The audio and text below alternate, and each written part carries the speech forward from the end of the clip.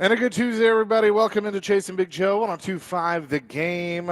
Hope you're having an awesome day so far. He's Big Joe Dubin. I'm Chase McCabe. Dr. Crane, Nick Frazier on the ones and twos back of the studio. We're located today in East Nashville. Adam Vingan, Willie Donick, side of town, 926 Gallatin Avenue, right here in East Nashville. You can stop by at the Duncan location here with a stuffed toy and donate it to a child this holiday season. We're teamed up with the Nashville Children's Alliance, so please come by. And you can also get qualified for a 4-pack of tickets to the all-inclusive 501 Club at Bridgestone Arena to a Preds home game. We want to send a special thanks to Metro Nashville Police Department, the Catalano Group, the Bluemont Group, Family Leisure, Thompson Machinery, Rich Mar Flores, Right Time HVAC, and Arella Dine. For more information and a list of Duncan locations that you can donate a stuffed toy to, just visit thegamenashville.com/toy. So day number 2 of our toy. I like it. Yesterday we had a lot of people come by and drop off some really cool toys over in Brentwood, and hopefully get the same today as well. You guys are amazing, and thank you for answering the call, for bringing just a stuffed toy. I mean, it's simple as that lights up somebody's world. So we had some really cool things that were dropped off yesterday. So we appreciate you guys so much in every way of helping us out on this toy drive. Absolutely. So, Joe, the Titans want to know if you're interested in joining the practice squad because the NFL are signing grandpas now. Right? So, is he the first grandpa to ever play? Maybe. Second. Ricky, is he the second? Brett Favre in 2010. Okay. That's right. So Phillip Rivers has signed with the coach. And look, I've told you, age is nothing anymore. Right. You okay over there? No. Age is nothing anymore. So he's 44 years old. Good for him. People are like, why do that? Why not? Tell me why not, right? Probably getting tired of being yelled at home. Yeah. Well, I mean, look, we'll see. I mean, I think the oldest quarterback to start a game is probably Blanda, right? Gotta be. I mean, he was old. I mean, he was like in his 50s, wasn't he? I think so. Or late 48. 48. Have you seen pictures of him at 48? Yeah. I mean, he looks 98. So, I don't look much better at 57. I don't know why I'm putting that out there, but good for Phillip Rivers. And that just shows you how important, how valuable quarterbacks are in the world of football. That you've got to sign a 44-year-old guy who's been out of the league since 21. Is that right? Yeah. So a guy's been in the league 4 years. That's how bad quarterback play is. Here's the thing. If he signs to the active roster, I think that resets his clock. It does. I don't think he cares about that, though. No. Why not bring Brady back? I mean, why not? Right? Oh, God. Could you imagine, like, him signing with the Raiders? Not the Raiders. He ain't signing with a loser. He owns them. I know. But he ain't signing. I think he would. Well, actually, he would have to divest his interest in the Raiders to sign, I believe. Well, it would be like your favorite driver, Dale Sr., right? Did he not own a team and drive for somebody else? He did, but NASCAR allows that. I don't believe the NFL does. NASCAR allows a lot of things that they're probably not going to be able to do anymore because Michael Jordan's suing him. So, and he's probably going to win. I don't like that. I don't like.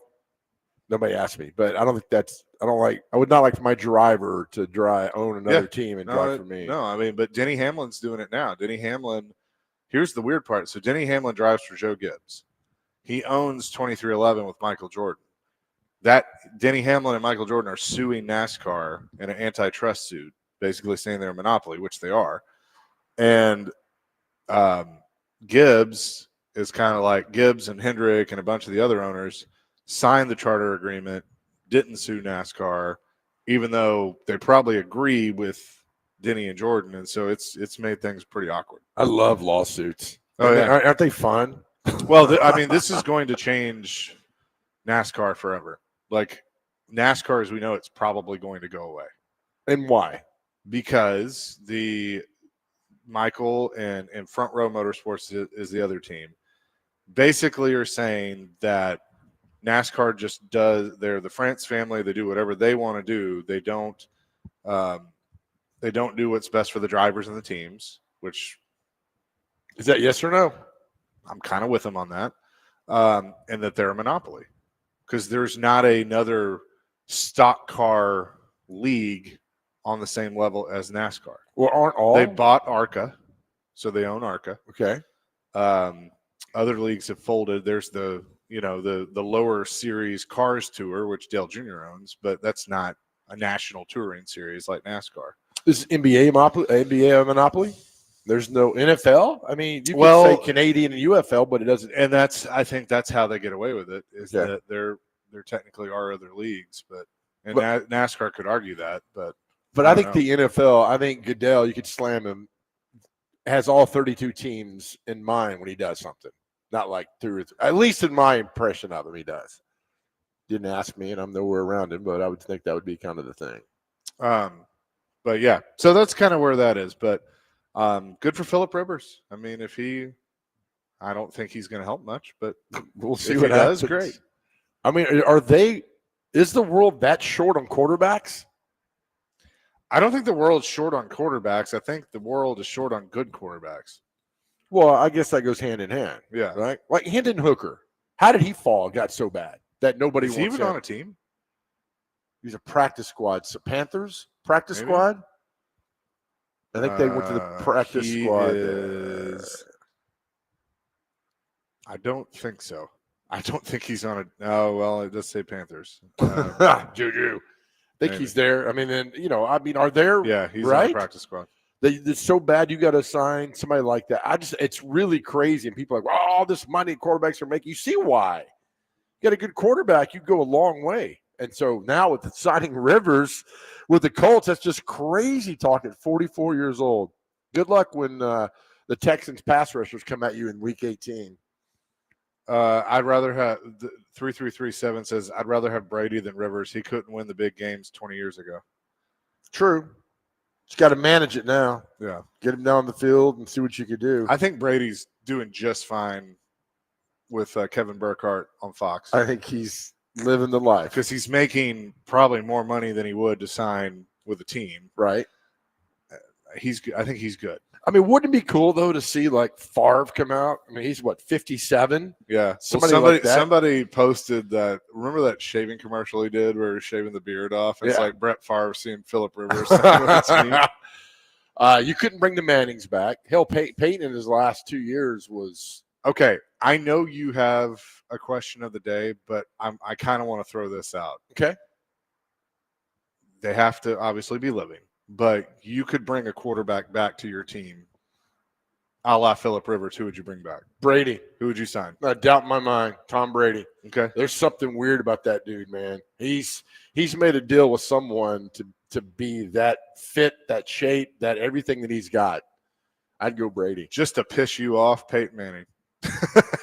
Oh, get him. He was really with his rubber band arm. Well, that last year, I'd send the farm after that dude. Yeah, I don't know who else is left out there. Breeze? I think Breeze can come back.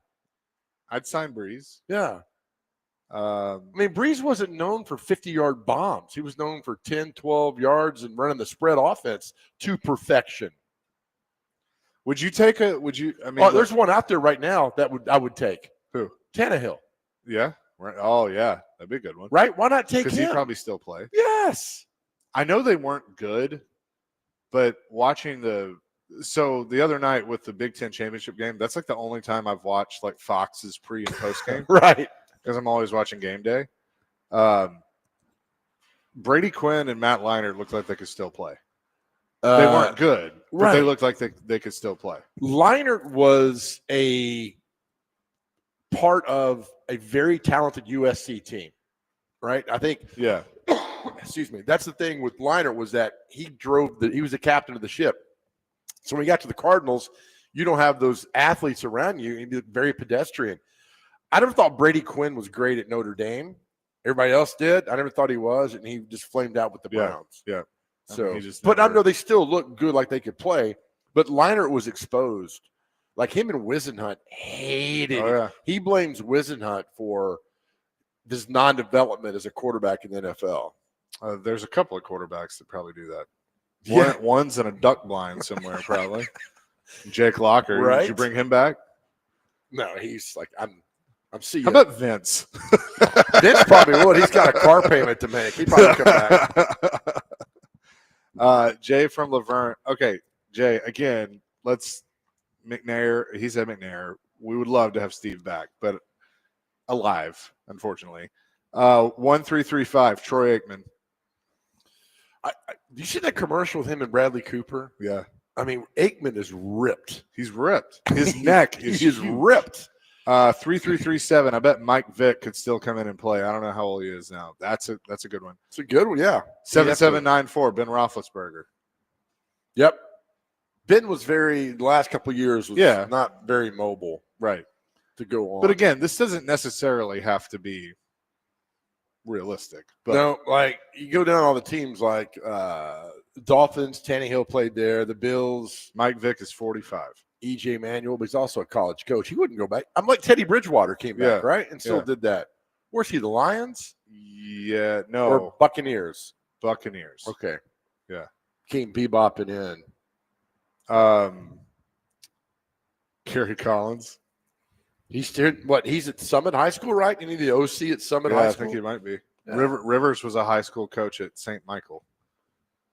I don't know that. I know he's from Athens, Alabama, man. This is I think that's where he went to high school. Fairhope, Alabama.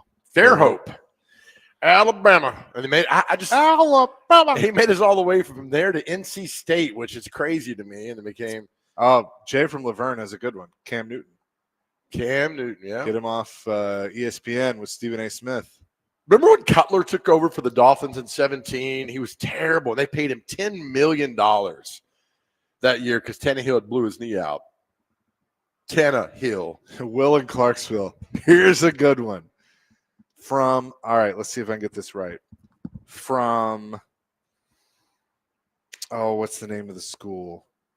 From Knoxville Webb. It's not Todd Helton. Went to Marshall. Chad Pennington. Yep. He's coaching in Lexington, Kentucky, and just won a state championship last year or the year before. Oh, nice. Very nice. 3337. Let's go, Terry Bradshaw. That's a joke. Probably could still sling the ball down the field. I feel like we're missing somebody out there. 4822 says Hasselbeck. Which one? Tim Right? and Matt. They both looked like they could still sling it. Get the job done. I'm looking Matt at Ryan? these teams. Who? Matt Ryan? Oh, Matty Ice. That's a good one. He flamed out that last year with the Colts too as well. Mark Rippon is the only correct answer. His son is Brent Rippon's on one team. That's where is he now? His son's a quarterback in the league. Yeah. Raiders, maybe? No. Bengals? Maybe somewhere like that. His dad was a serviceable quarterback that won a Super Bowl. Weston Hermitage has a funny one and a good one. If the Titans were in this spot, I'd probably be calling Mark Sanchez. And if he didn't answer due to being in jail, then I'd probably call Tony Romo or Matt Ryan. Romo retired when he still had something left in the tank. But he knew. He knew his job, that Dak Prescott was taking his job. By the way, Scott Jamarcus Russell. Yeah. By the way, Mark Sanchez went on Instagram and put out like, hey, happy holidays, put a picture of his wife and his two kids. And the first comment on Instagram was, you probably shouldn't do this. So what do I do the next 30 minutes? I read the comments, and they blistered Mark Sanchez on that. By the way, Brent Rippon is with the Colts. Okay. So they're not going to use him? No. They'd rather have Phillip Rivers. Yeah, practice squad with the Colts. Chad says the head coach at Dr. Crane's alma mater, the Met Show. Yeah. Dr. Crane, call him up. I can, but I might pass on that one. All right, there's some good ones. Again, are we making this our official question of the day? Yeah, if you want to. It's up to you. Maybe we'll introduce the other one here in a minute. But if you could, in honor of Phillip Rivers coming out of retirement at 44 years old, which wasn't yesterday his birthday? Is that right? I don't know. Was it? Didn't we just have his birthday? Yeah, I feel like that was just December on the celebrity 8th. birthday. At 44 years old, what old retired quarterback would you bring back to your team? They must be alive. 615-737-1025. We're live today at the Duncan in East Nashville. You can bring a stuffed toy by 926 Gallatin Avenue. Chase Big Joe, 1025 The Game.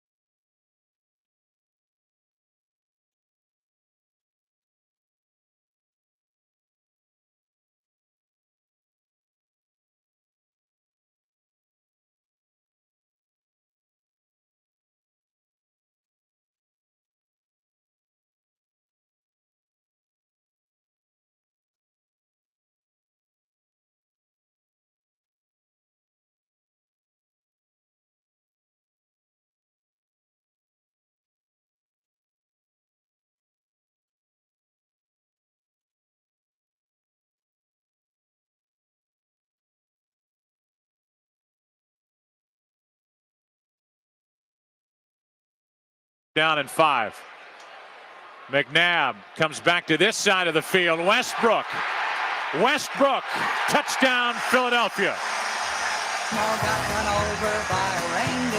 Oh, well done, Dr. Crane.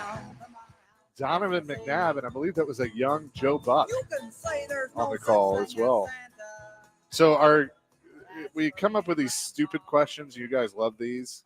Phillip Rivers has signed with the Colts practice squad at the age of 44. Who is an old retired quarterback that you'd want to sign with your team? The text line has blown up. Now, Chad, who's here with us, brought up Dante Culpepper.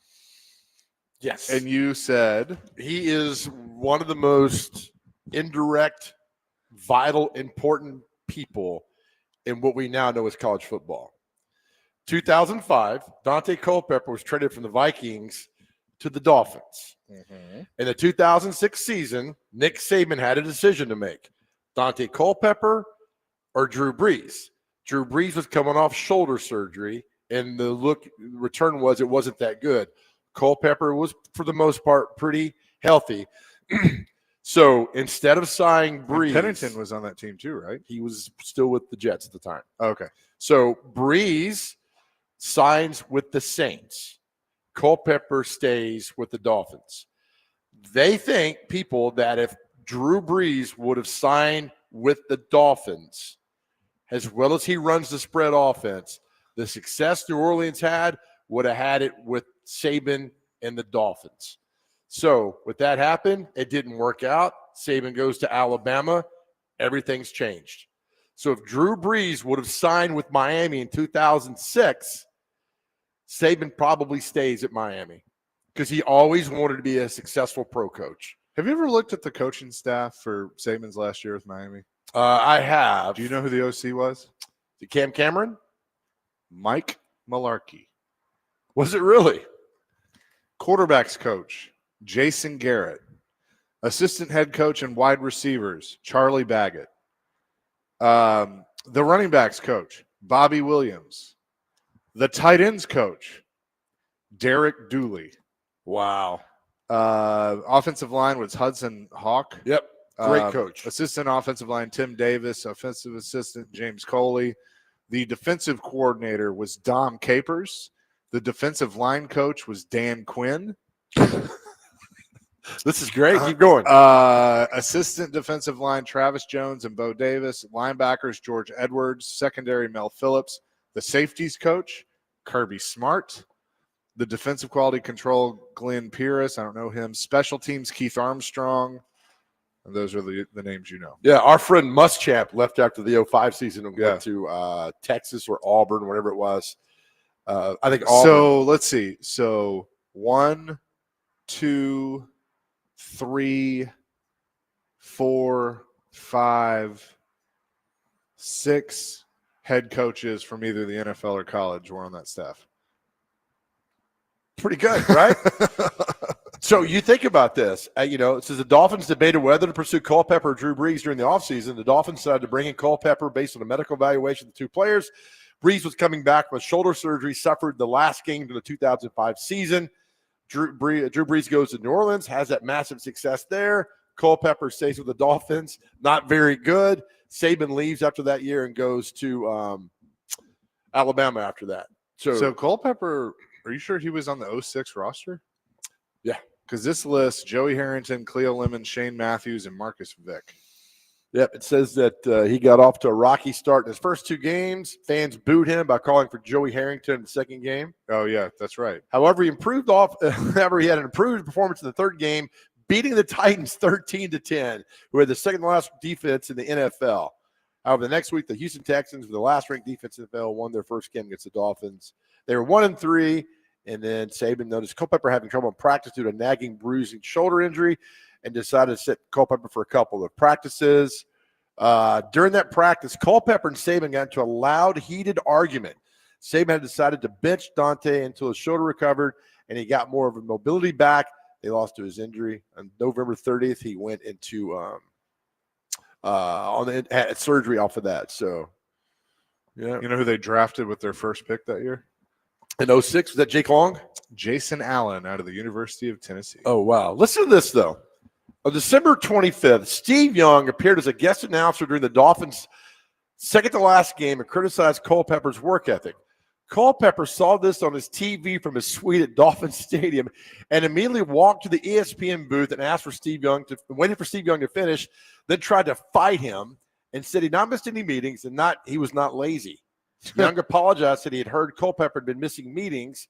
He should have checked with Culpepper first. After that, everything went down. Saban left for Alabama. Yeah, it was a mess. All right, so here's some quarterbacks people are throwing out there. 2-1-3-3, Andrew Luck. Robert in Nashville, Colin Kaepernick. That's a good one. Right, he still wants to play, right? He says he can. Yeah. 9867, Ryan Fitzpatrick, Will Fitzmagic, Carson Palmer, Scott, Jay Cutler, David, Brock Osweiler, Justin and Greenbrier, Warren Moon. Him and Cam can fight over wearing number 1. Kendall and Laverne, not old, but Derek Carr. Everybody has forgotten about him. I think he's hurt. That's why he was retired. Neil says, love how you say he's 44. Chase must be in his 20s. I'm 38. 3431, Joe Montana. Seth, it's been 25 years, but I feel like Elway could come down from the box and sling it around. AB says, go get Joe Flacco or Trent Dilfer. He already knows how to play quarterback for a good defense and a good run game. 0989, Dan Orlovsky, he's 42. 3337, I read that Kaepernick was in shape. Also says RG3. Pat and Dr. Crane say clipboard Jesus, Charlie Whitehurst. Here's a name for you. Derek Carr. I just read him. But Oh, did you? Yeah. That's what I get for not paying But he's attention. hurt. Did he retire because he's hurt? Yeah. What about Jimmy Garoppolo? Yeah, he's the backup for He's in he's with the Rams. okay. He's the Rams backup. Nick Foles. That'd be a good one. Blake Bortles. Blake Bortles would be a good one. Here's a trivia question for you, Chase. Who was the last Titans quarterback to throw for 400 yards? In a game? Yep. No, on a Sorry. No, in practice. the last Titans quarterback to throw for 400 yards in the game is Mariota. Nope. Hang on. Tannehill? No, sir. Kerry Collins? No, sir. Was it Whitehurst? You want people to guess on the text line? Is that more fun? No. How recent? Oh, Big Game Blaine. Nope. I was like, Blaine Bishop? They're at Blaine Gabbert. I'm trying to think of all the backups they've had. This guy was not a backup. He was a starter. Will Levis. No, sir. You want a hint? Yeah. He went to Harvard. Fitzpatrick. December 15th, 2013. He's the Wow. last Titans quarterback to throw for 400 yards. That's pitiful. I got the whole list here. There's some people who'd be like, what? Who? For each team? Each team. The last 400-yard passer for each team. Do that coming up next because I'm curious now. Dustin in Hopkinsville. What about Eli Manning coming to Indy? Peyton would lose his mind. Oh, my gosh. Yeah. Man, I played there for a little time there. And he wins a Super Bowl. Oh, God. Great. Peyton wouldn't talk to him ever Be again. the third suit. Yeah, he'd pass Peyton. Peyton would hate that. Billy Volek gets one. 615-737-1025 is our phone and text line. Driven by WilsonCountyHighNay.com. That did not sit well with me. We'll have more coming next. 1025 The Game.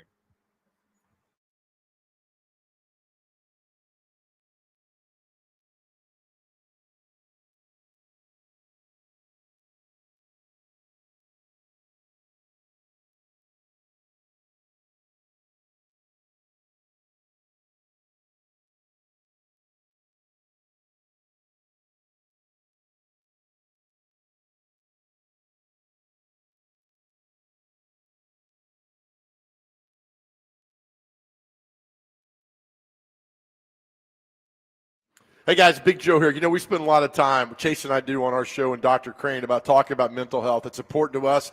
It's important that you guys are here. And I'm telling you, one of the best things I get almost every day, somebody reach out to me and told me they've gone to therapy. They've started opening up and talking. And I'm telling you, I ask you all the time, please, if you're going through anything, please talk to someone. Please open up and let us know, because our world's a better place because you were here. And unfortunately, we've all been affected by a friend or loved one who has suffered from depression and is no longer with us. That's why we are so honored to be partnering with Unity Psychiatric Care, just an incredibly wonderful place right here in Middle Tennessee for you to get well, and it works. Just go to theGameNashville.com, click on the Chase and Big Joe Show, and there will be a link to Unity Psychiatric Care.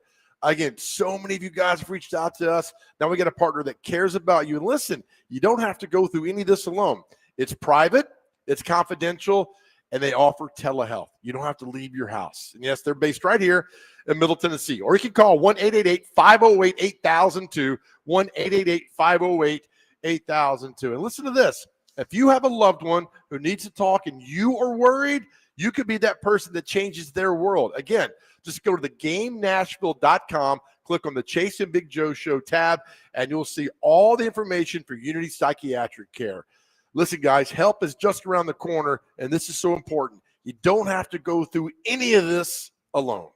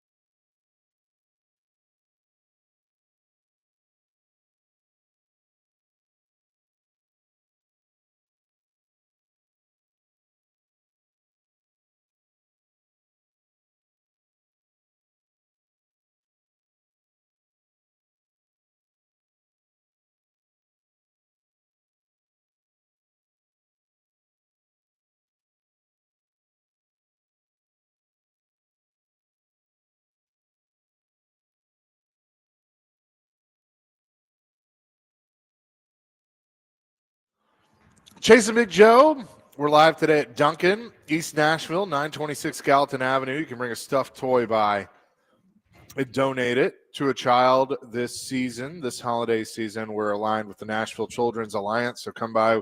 Got quite a few in there. Get you a coffee, get you a donut, and drop off some stuffed toys. Couple of more. Tim Tebow's been thrown out there. Yeah. That's a good one. Yeah, so very, very well done. That was the only one. So I found the list of every team's last 400-yard passer. Okay. And when it happened. So let's start with Arizona Cardinals. I don't think so, but I'll guess Kyler. Jacoby Brissett, 3 weeks ago. Oh, wow. Carolina Panthers. Bryce? Yeah, 3 weeks ago. Okay. The Bengals, their last 400-yard passer. If you get this, I'll buy you a donut here at Dunkin'. Andy Dalton. False. Joe Flacco a month ago. Really? Yes. The Chargers, their last 400-yard passer. Herbert. Yes, sir. 2 months ago. The Giants' last 400-yard passer. Danny Dimes. Russell Wilson.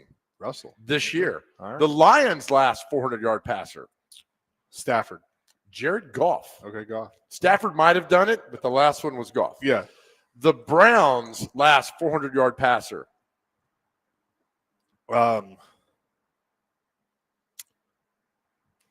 Ooh, I don't know. Flacco? Jameis Winston last year. Steelers' last 400-yard passer. Ben. Russell Wilson last Russell. year. I screwed it up. Falcons had Kirk Cousins. Okay. We'll skip all these. We'll find somebody that's the Bears' last 400-yard passer. Cutler. Jim Miller. November 14th, 1999. Are you serious? The Broncos' last 400-yard passer. Cutler. Man. Peyton Manning. Wow. November 2nd, 14. I love this one. The Patriots' last 400-yard passer. Brady. In a Super Bowl. Losing effort in the Super Bowl to the Eagles. That was Brady? That was Brady. Wow. Yeah. The last one. Then, of course, there's a few on and See, on. I thought he did in the 28, but I think the Eagles was after the 28-3. Yep, it was. Yeah, Yeah. the next year, I think it was. Yeah. So there you go. So it just doesn't happen every day. You think, oh, the offense is now so prolific. Nah, not really. It goes on that way. So it happens. And so you have your quarterbacks, and that's why. So interesting to see with Rivers, and I'm sure the Colts are getting a lot of people like, what are you doing out there? The Titans were who? Ryan Fitzpatrick. Nice. In November 13th. It is nice. In November 13th. Fitzpatrick did, and I forget which game it was, but 2013. I mean, there's a lot of 300 passers, obviously, but there's not as many as you think it would be with all those happening. I remember watching a game one time, Warren Moon versus the Chiefs. It might have been a playoff game. Threw for like 530 yards, man.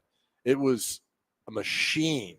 Of course, fantasy football brought a lot of those quarterback stats to mind during the 90s and 2000s. And still today, quarterbacks was like, God, he threw for so many 400 yards was like every game with Warren Moon in the run and shoot. 615-737-1025. Cousins has had a game with the Falcons over 500 yards, so that's probably the one. Could be it. And that man has made all that money. He's won one playoff game. Listen to this. So Richie from White House says, Chase, you might want to watch out for Amy. She might want to try and convince D-Mace to come help out the receiver room if they can't sign one for next season.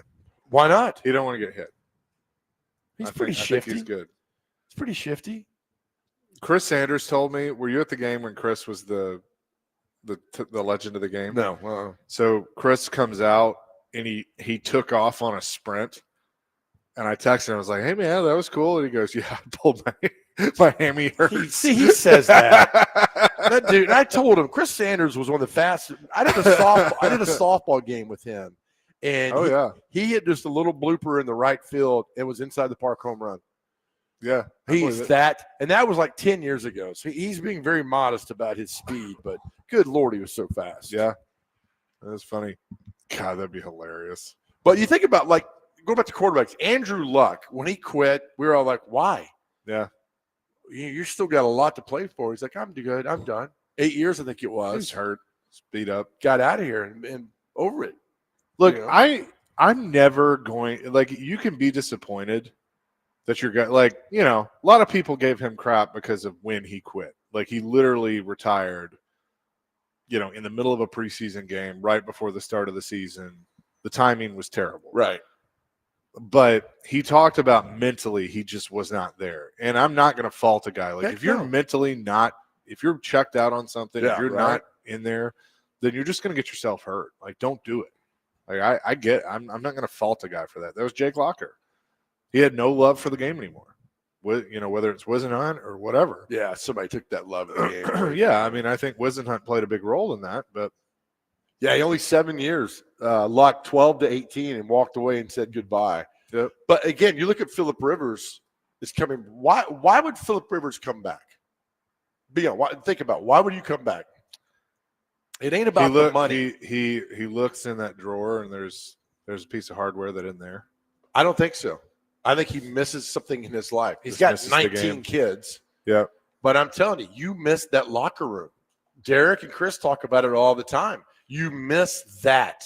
Yeah. You're good. It's like when I went and worked in the corporate world. Yeah. Right. I'm going to make it about myself for 2 seconds. I was the worst corporate employee of all time. Yep. That wasn't me. You were texting me like, hey, man. How'd that interview with Sticks go? I would put a fake screen on at work and listen to you from 9 to 11 and text you throughout the entire show. So sometimes you just got to go back and be part of something one more time. Was Andy Bernard say, was there a way to tell you're in the middle of the good times before the good times are over or whatever he said? Yeah. And that's part of Phillip. When we talk to Tim here in a little bit, he's going to say the same thing. Yeah. Good for him. Good for him to go back and play football again. I'd be curious, like if he or his brother got that call of like, hey, can you just come help us out? We'll sign you to the practice squad. You're probably not going to play. We just want you to be like a coach. If one of them would do it. Let's see, why not? You know who's out there that the Colts should probably get? Tim Boyle. Oh, yeah. Friend of the show. We should call him up today. Tim, any interest this year? Well, only people that have called have been you guys. Last 6 months. We're starting a flag football team. We'd love to have you. I'd take him in a heartbeat on that thing, man. 615-737-1025. We're live at Duncan, 926 Gallatin Avenue today in East Nashville. Tim Hasselbeck at the top of the hour, chasing Big Joe, 1025 The Game.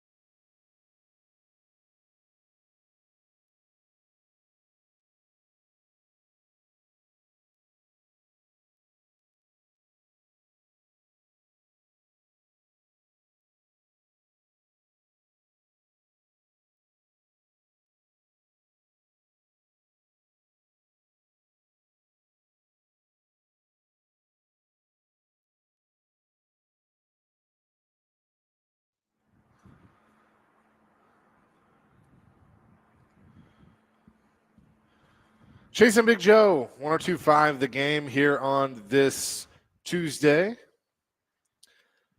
at Duncan, 926 Gallatin Avenue in East Nashville, where you can bring by some stuffed toys. All right, so we were just talking during the break because I said, do you know how old Matt Hasselbeck is? He's 50. He just turned 50 back in September. And he can kick, and he can stretch. He could do it all. Because he's 50.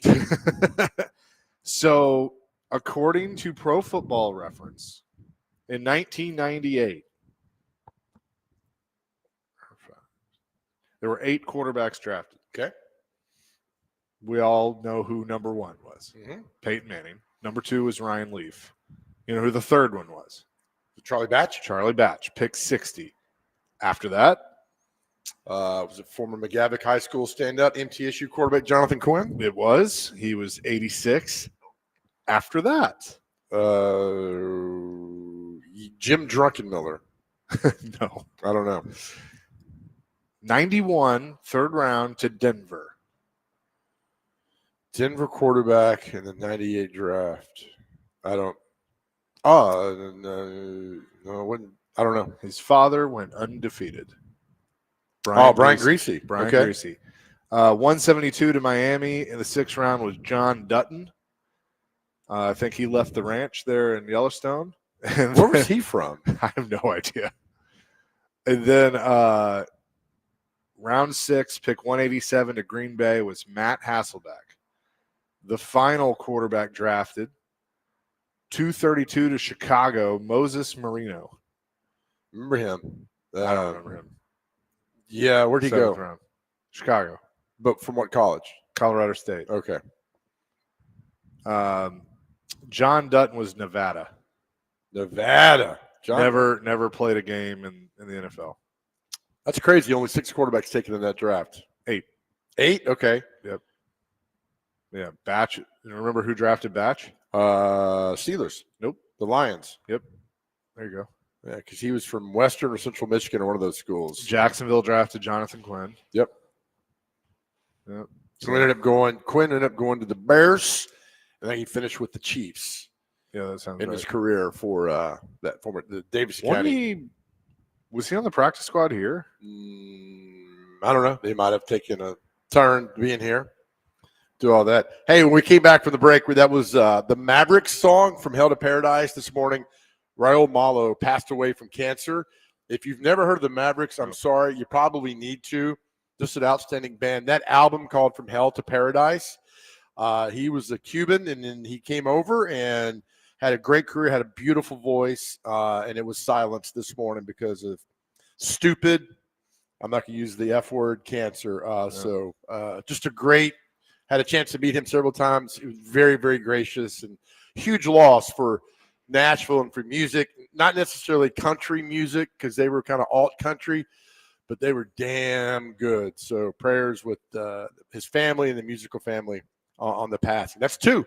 Steve Cropper last week and Raul Malo today. So The talking about Jonathan Quinn, 2001, he played for the Berlin Thunder. Right. NFL Europe. you're so precious. You're precious. Right. The staff here at Duncan is amazing. Yep. Bringing our stuff to us. So, so the quarterback thing with Phillip Rivers going to the Colts, 44 years old, be a huge story. I mean, they need it. They're out of the – look, the Texans are the team, despite what John McClain told us yesterday. Hang on. Ricky Merritt, our buddy Music City Bets, knows everything. He said John Dutton was a beast in the Arena League. He was on the cover of the video game. Okay. So he was – I guess that's who that was. He was in the Arena football. Okay. Well, he's no Tyler Kulka. No. Culkamania, baby. Coming back in March. It is. NashvilleCats.com. Get your tickets now. Come see us. Yep, come see us. Call us, and then tell us who your favorite spotter is. Ask for Greg. to do all that. Look, like Tim Hasselbeck has told us, look, if you can make a living playing football, whether it's Canadian football, arena football, NFL, do it.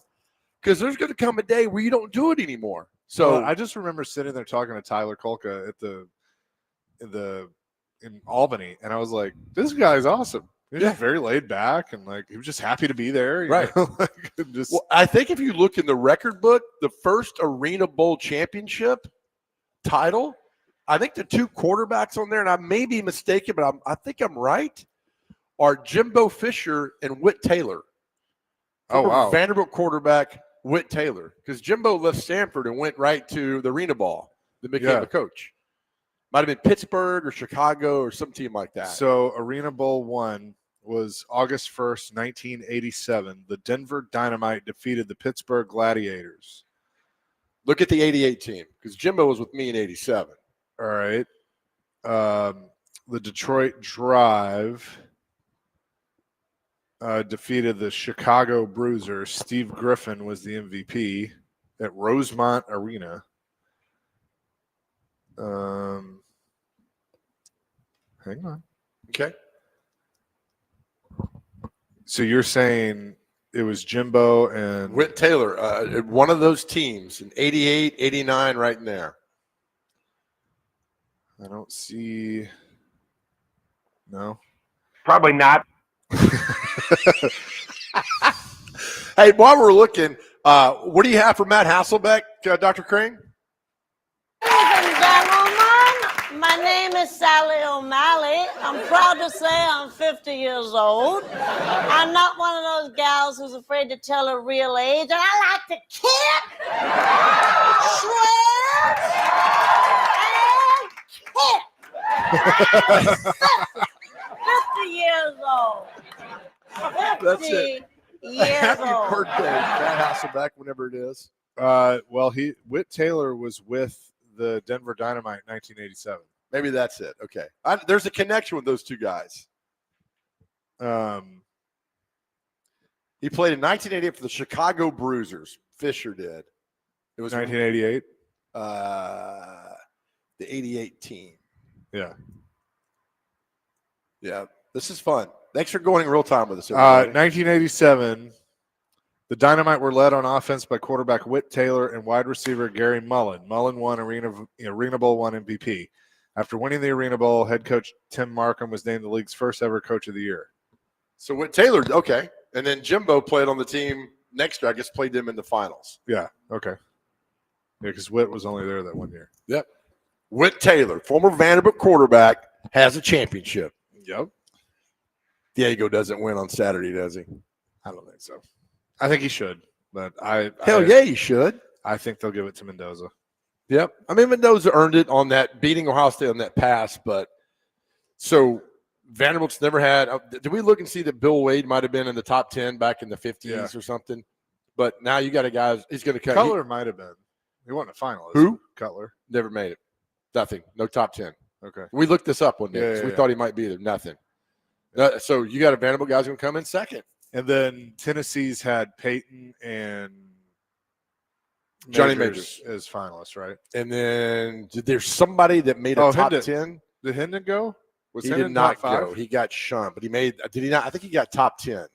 Yeah. But a finalist, Right. man, and then Johnny Majors. Yeah. No. Adios Kazoo. Yep. Those I two. think he'll finish second. Yeah. I think he'll be second. I mean, the pass, beating number one. Yeah. You had an extra weekend to play. Pavia didn't. And then, I posted it on my Facebook this weekend that Pavia should win. And half the comments were like, you ever see him off the field, the way he carries himself? I'm like, I really don't care what he does off the field. I don't. I really don't care what he does off the field. Is it hurting me? Absolutely not. No. 615-737-1025. We'll talk to Tim Hasselbeck from ESPN. Coming up next, live at Duncan in East Nashville today. Chasing Big Joe, 102.5 The Game.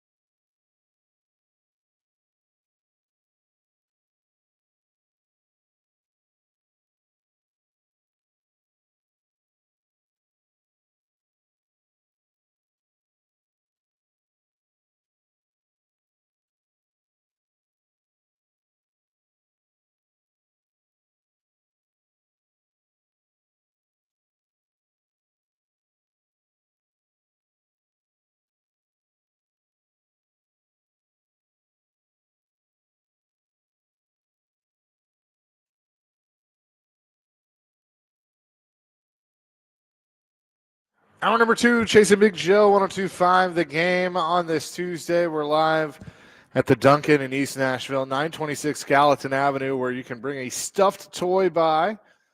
We're partnered with the Nashville Children's Alliance, so making some kids happier this holiday season. Let's say hello to Tim Hasselbeck, ESPN NFL analyst, who just got word he is going to sign with the Bears practice squad. So congratulations, Tim. It seems to be a trend in the NFL. I mean, I'd at least like to be like local. I don't think in the temperature in Chicago, I would be able to throw a football more than 13 yards. So, I mean, let's just start with this. Phillip Rivers is 44. He's going to be eligible for the Hall of Fame next year, or now, I guess. And he's decided to sign with the Colts practice squad. I mean, I look at it as, is he actually going to see the field? Probably not. But like, what is the point? Why do you think he wanted to do this?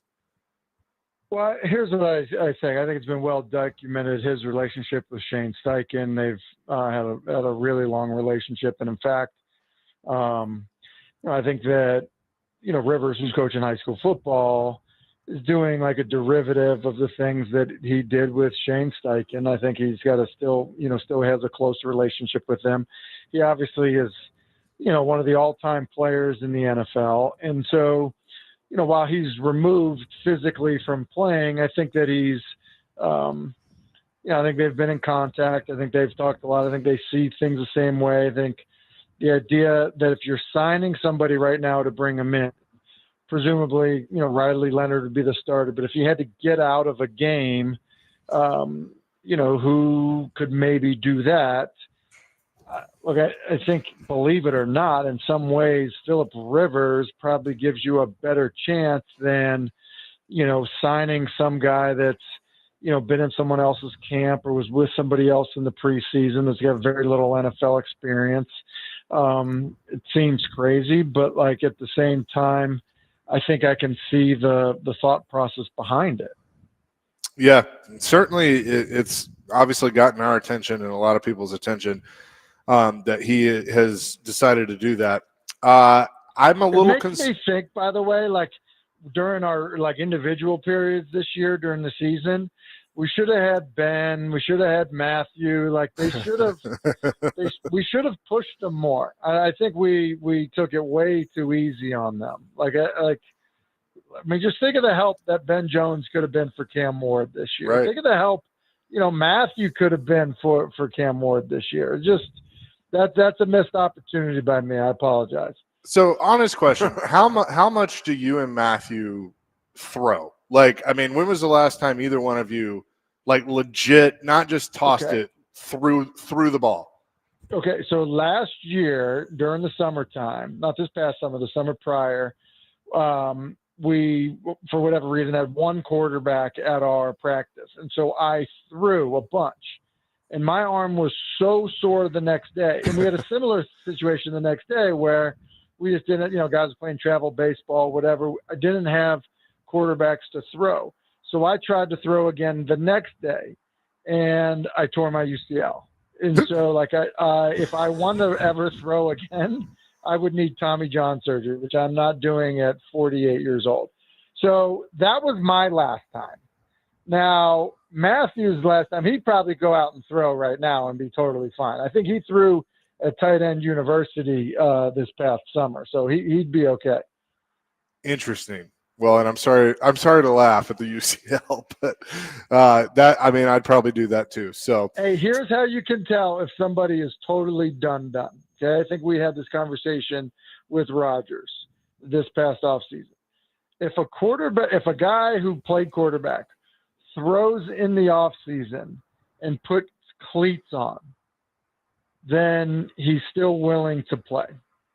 If he doesn't, then it probably means that it's over. So I'll give you an example. Like Ryan Tannehill, this must have been over a year ago. So I don't want to speak for what he's doing now. Like he came over to Ensworth and worked out through with cleats on. And I think the Raiders maybe, toyed with the idea of signing him. So, like, if you're asking me, like, do I think it would make more sense for the Colts to sign Ryan Tannehill? I do. And I know as recently as whatever, 16 months ago, or whatever, maybe 14 months ago, he was working out with cleats on. That's usually a good indicator. It's like when a guy goes to the gym and puts on the elbow brace and the knee brace and all the other stuff. Is that the same thing? Listen, you're a former alignment, okay? When you would squat and power clean, it means you were still in it. The minute that stopped, it was over. It's like it's like normalizing a boxer. It's like once that stuff stops, like, yeah, I'm good, I'm out. It's funny you say that because when I stopped playing, I've never done a clean since then. I mean, it's if everyone wants to know, like, oh, hey, is Brett Favre going to still play? I don't know. Go watch. Is he throwing the cleats on? He is. Yep, he's still in. Aaron Rodgers threw I love with that. UCLA with cleats on with DK Metcalf. Still in the game, baby. Still in the game. It's how it works. Oh, I love that. Tim Hasselbeck is with us. Tim, a serious question for once for me, surprising or not. How good could Shedeur Sanders be if he got with a coach that really developed him? Because he threw some really good passes on Sunday versus the Titans. He's thrown good passes at Colorado, but I don't think he's been properly developed. I think the guy's got a lot of talent. Am I just missing the boat on this? Well, so I actually believe that he's been well coached. Pat Shurmur has been a head coach twice in the NFL, has been play caller multiple times. Was really tabbed by Dion to coach Shedeur because he wanted him to get ready to be able to play in the pros. I think the guys in Cleveland do a good job of coaching the position. I think that he's, in terms of knowing how to play the position and being coached well to do it, I think he's been given good instruction, and I think that he's, in many ways, shown that he'll play that way. I just think the bigger story for Shedeur in terms of, what happened in terms of how he was drafted and what people saw as the potential in him was more in the realm of, how physically capable is he? And I think one of the things he's done, while it's not a huge sample size, I think his first start, you saw very little. I think in these recent, games you've seen, physically he can do things that you need a guy to do. So, look, I don't know what his opportunity will be, but I think that his NFL snaps have helped him more than they've hurt him in terms of, getting a chance to be an NFL starter. Whereas you look around the league at other guys that maybe came into the league in a similar fashion or even drafted lower, like some of those guys have proved like, yeah, they don't deserve to get a chance to be a starter ever. I think Shedeur is proving otherwise. I think it's truly unfair, Tim, to compare Shedeur to Cam Ward right now. Different teams, different everything, but yet people want to do that. I think it's unfair to both players. Yeah, because here's the deal. If Shedeur Sanders would play like Cam Ward, he wouldn't get a chance again. Like the kid Brosmer in Minnesota. He's not going to get another chance. He got his chance, came into the league as an undrafted player. He has not played well. He won't get another shot. And so, like, that's how his situation will work. I think that, when you look at guys that came in as first rounders, their leash is longer. Guys that did not, they have a smaller window of opportunity to prove that they can play. And that's why I think that, like, if you go to look at Shedeur's first start, he really wasn't given a chance to do much at all. The way the game went, it just wasn't asked to do anything where you could really feel like you were learning about what type of player he could be. I think it's since changed, since his first start, and then it looks like, we're going to get about a month of him being a starter to figure out, where he is. If he plays at a high level, I think that he's still, while maybe deserving of a chance to be a starter, may not get one because of the situation that he's in. And so now he'll be, trying to find a spot, to prove that he could maybe be a starter. Tim, I mean, you played the position. You played it at Boston College. You coach a quarterback position. Football. What's the common denominator with great quarterbacks? I mean, what does Marino, Favre, Elway, Montana, Big Ben, all these guys, do they have one common denominator that made them great? Yeah, I think the biggest thing that I would say for quarterbacks that have success is that they're great decision makers. So I would say like making great decisions is one, and then I would say being an accurate passer is two. So like those are things, probably beyond like the willingness to be a competitor and being able to play and in critical moments and things like that. I think those are the two most important traits because like a guy you didn't mention who probably like deserves to be in that conversation would be Drew Brees. Like he wasn't, he didn't have the rocket arm like other guys. And I think you'd even say a similar thing for, a guy like Brady. Like it really wasn't about the physical skills for Brady. He was a great decision maker and he was an accurate passer. So I think those are the two most important things that you like. Those are the two most important, like physical, I guess, or I don't even know if they're necessarily physical, but like, traits of a quarterback that I think are non-negotiables. You can be really smart and have a huge arm. If you make bad decisions, you're gonna stink, And so I think those are the most important factors to if a guy can have sustained success playing quarterback.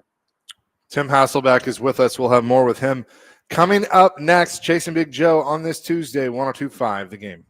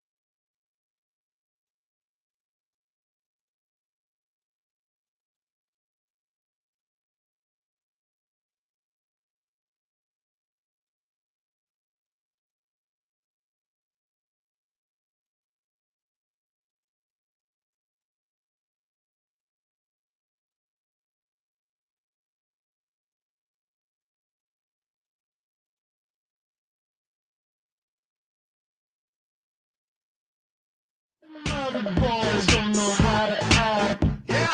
your sexy on. Chasing Big Joe, 102.5 The Game here on this Tuesday. We're live at Duncan in East Nashville, continuing our conversation with ESPN NFL analyst Tim Hasselbeck and, of course, head coach at Innsworth. Tim, I watched the Monday night game last night, and if you're an Eagles fan, I'm concerned. But if you're a Chargers fan, I'm intrigued because even though Justin Herbert's numbers don't blow you away, they're finding ways to win games and might be getting hot at the right time. What do you think? Yeah, I think the biggest challenge for the Chargers is the fact that they're just so beat up front on their offensive line that ultimately when it comes down to it and you get into the postseason, like I think that's going to be the thing that derails them. Now, because Herbert is so good, because they're well coached and Amari Hampton back is a big deal, and because they are talented on defense, you know, it's not going to be a walk in the park for anybody, but I just think there are limits to that team. And then if you're the Eagles, yeah, you've got to be really concerned that, you know, the Bears, you know, rushed for well over 200 yards on you. You know, you've been unable to run the football, and you know, in critical moments like the one we saw last night, you know, Jalen Hurts just hasn't been the same guy as he's been in the past. So, yeah, it just feels, and there's a lot of heat just in typical Philly fashion on head coach, coordinators, quarterback, all the drama that seems to always kind of follow you in Philadelphia. So when I look, I'm going to see if you agree with me on this. When I look at the NFC, I'm a believer in the Rams. I'm a believer in the Packers, the Seahawks. I'd even put the 49ers in that equation. And I'm not writing the Eagles off because of experience, but they definitely got some issues that they have to work out. When I look at the AFC, it's really the Broncos and the Patriots, and then I'm not sure on who else. Do you think there's another team in the AFC that should be getting more credit right now, or do you think I'm on the right track? No, I think you're on the right track because, you know, you maybe could be convinced of the Colts before their quarterback injury. You know, Jacksonville definitely has not done anything to you know, earn your trust. Kansas City's probably not even making the postseason. The Ravens have, you know, I think it was an embarrassing effort this past week. And, you know, why would you, the team that beat them, the Steelers, why would you believe in them, how up and down they've been? So, look, I think the other team that you could look at and you say, all right, like I could turn on any Sunday and feel like they're going to win would maybe be Buffalo. Yeah.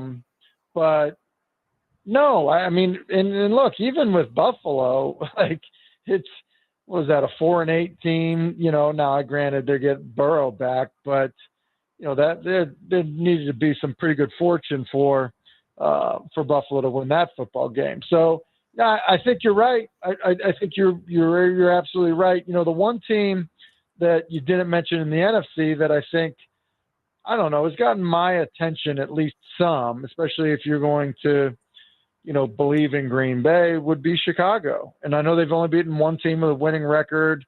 One team with a winning record who played their starting quarterback against them. But I do think they can run the football. I think the way they played in Green Bay, I came away more encouraged than discouraged for the Bears. Tim, J.J. Watt just tweeted this out. He said, fun fact about Phillip Rivers. Phillip Rivers runs the same offense as the Colts do that he runs for his son in high school. Him and Shane Steichen speak weekly about this, discuss plays, and even talk about film. So familiarity with the scheme should be no problem for Phillip Rivers whatsoever. And that's what you told us at the beginning of the show. The biggest thing is, like, you need to sign somebody that can walk into the huddle and call a play. Like, it sounds, you know, kind of ridiculous, but like, walk into the huddle, take command of the huddle, call the play, and like give yourself at least a chance to get it going. And look, if they're in a 2-minute situation, no one's going to expect Rivers to come in and play amazing. But what if you're in a 4-minute drive scenario and you need to get one first down to seal a game? Like, would you prefer Rivers over, I don't know, Brett Rippon or so? Like, you probably would. No, yeah, I totally agree with you on that. I want to ask you this too. There was news came yesterday that Marcel Reed's going to stay at Texas A&M. Arch Manning's probably going to stay at Texas. Are we seeing a trend now where these quarterbacks are getting paid so much in college they can develop more, that they're going to start staying in college instead of going? Because normally 10 years ago, Marcel Reed's going to the pros. Arch Manning's going to the next level. Are we seeing that paradigm shift, Tim? Yes and no. So here's why. I don't think that Marcel or Arch would be the number one quarterback taken. And you know, some of that's just like the process is brutal in terms of the evaluation. So even though they're, you know, both going to be nice prospects, like, it doesn't mean they're necessarily, you know, for sure going to go to top half of the first round. Now, like, could they throughout the evaluation process? Maybe, but unless they're getting that information now, which they're not, then why wouldn't you stay in school and make, you know, more money than you would probably make otherwise in year one in the NFL, right? So I think that's, and then in the process of doing that, I think what you also do is you give yourself an opportunity to develop, play better so that you can improve, you know, your draft situation. But it's my understanding, you know, that, and I feel like I can say this with pretty good confidence in terms of things that I've learned about various people.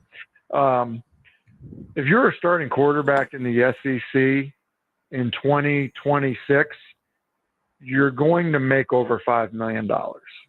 Yeah. So, you know, that's the scenario that you're in. So make $5 million and improve your draft status by playing well. So, I mean, that's in an offense you already know, you know, against guys that are younger than you now, than, you know, were the prep, you know, like, there's so many factors to it. So, yeah, I think that's very different than being like, hey, you know, this is free labor. I've got to take out an insurance policy. Where am I getting the money to do that? And, you know, I might as well just, whatever, even if I'm picked 23 of the draft, go sign a 4-year contract with a 5th-year option and start making money to play the game. I love it. Tim, in mid-December, would you rather have in the NFL the absolute best defense at this point or the best offense? I think I'd rather have the best defense. And that leads me to I think the Texans, and I'm not going to say 85 Bears, like, obviously, they're nowhere near. But that pass rush, Tim, and the way they hawk the ball, like, you got 3 or 4 guys around the ball every time. That defense is special, and I'm telling you, that might get them all the way to the Super Bowl.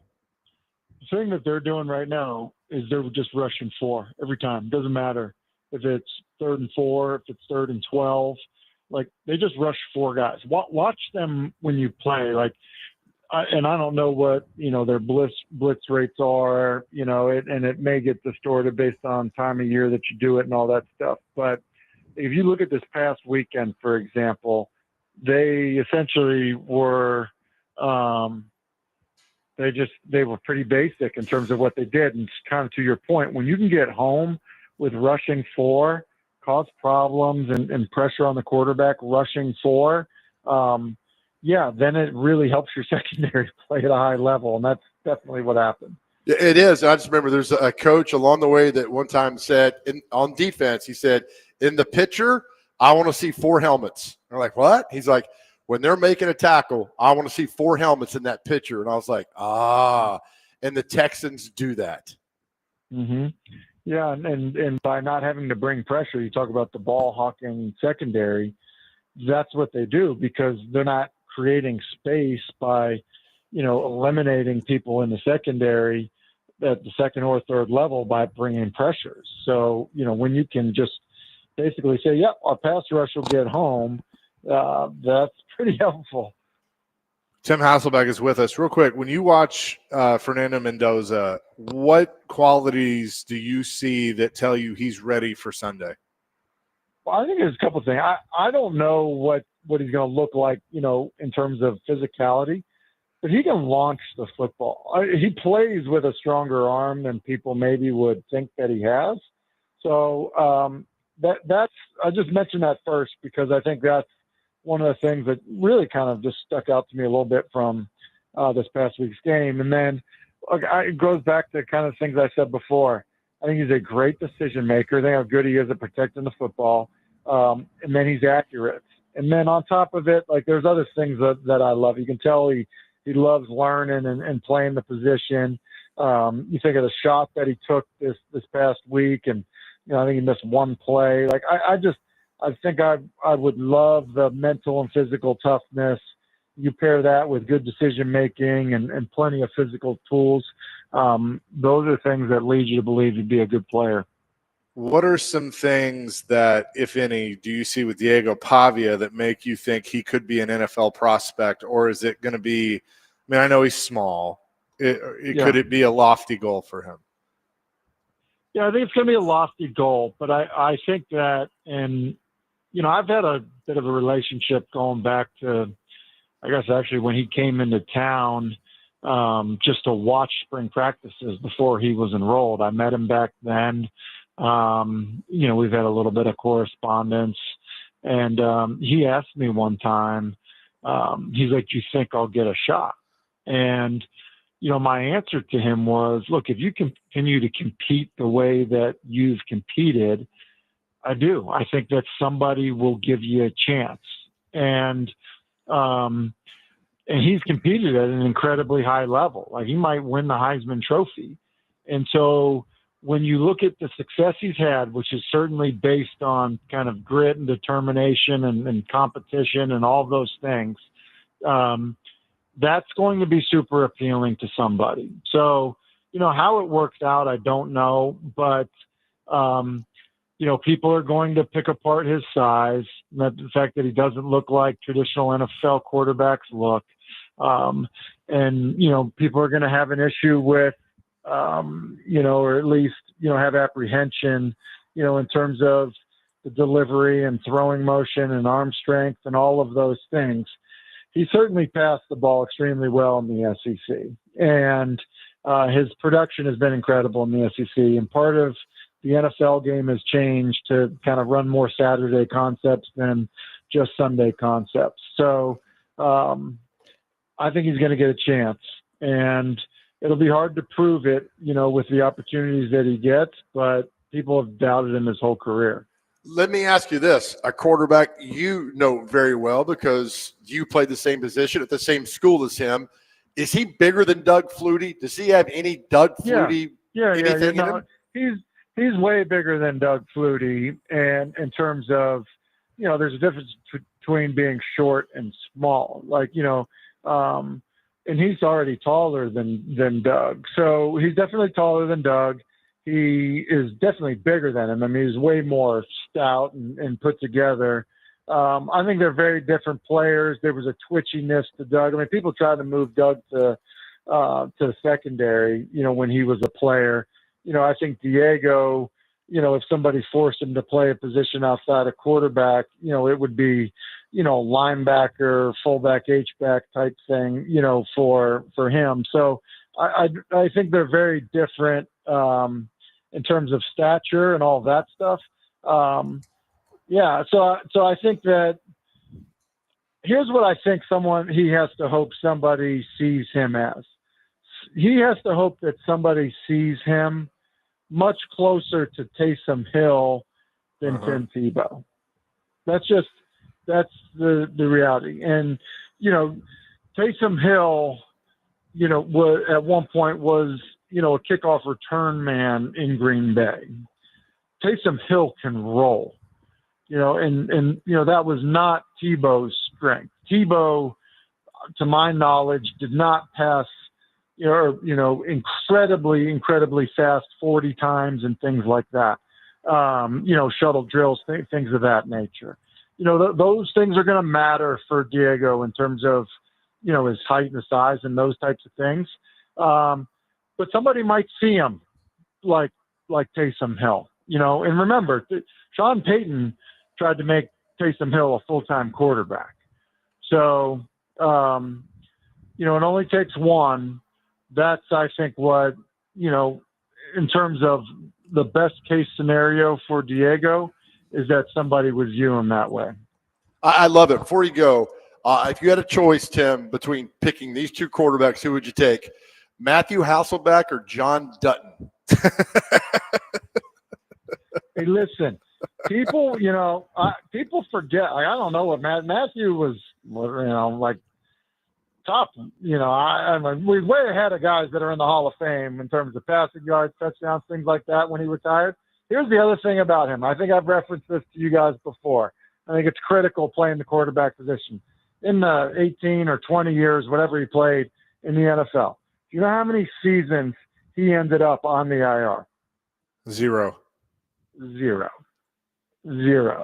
And that's not, it's not easy to do that. I mean, think about really talented guys that just couldn't stay healthy or those types of things. Being available and being able to play at a starter level is hard to do. So I think you actually named a movie character or TV character. I don't John Dutton was taken before your brother in the 1998 draft out of Nevada by the Dolphins. John Dutton? Yeah, I've never heard of him. I think he played in the Arena League, and then Jonathan Quinn was a couple before that as well. Heard of him. Yeah. He's and honestly, if you wanted to sign 50-year-old quarterbacks, Jonathan Quinn looks like he could still play. Yes, he does. Tim, appreciate it as always. Good stuff. We'll talk to you next week. All right, cheers, fellas.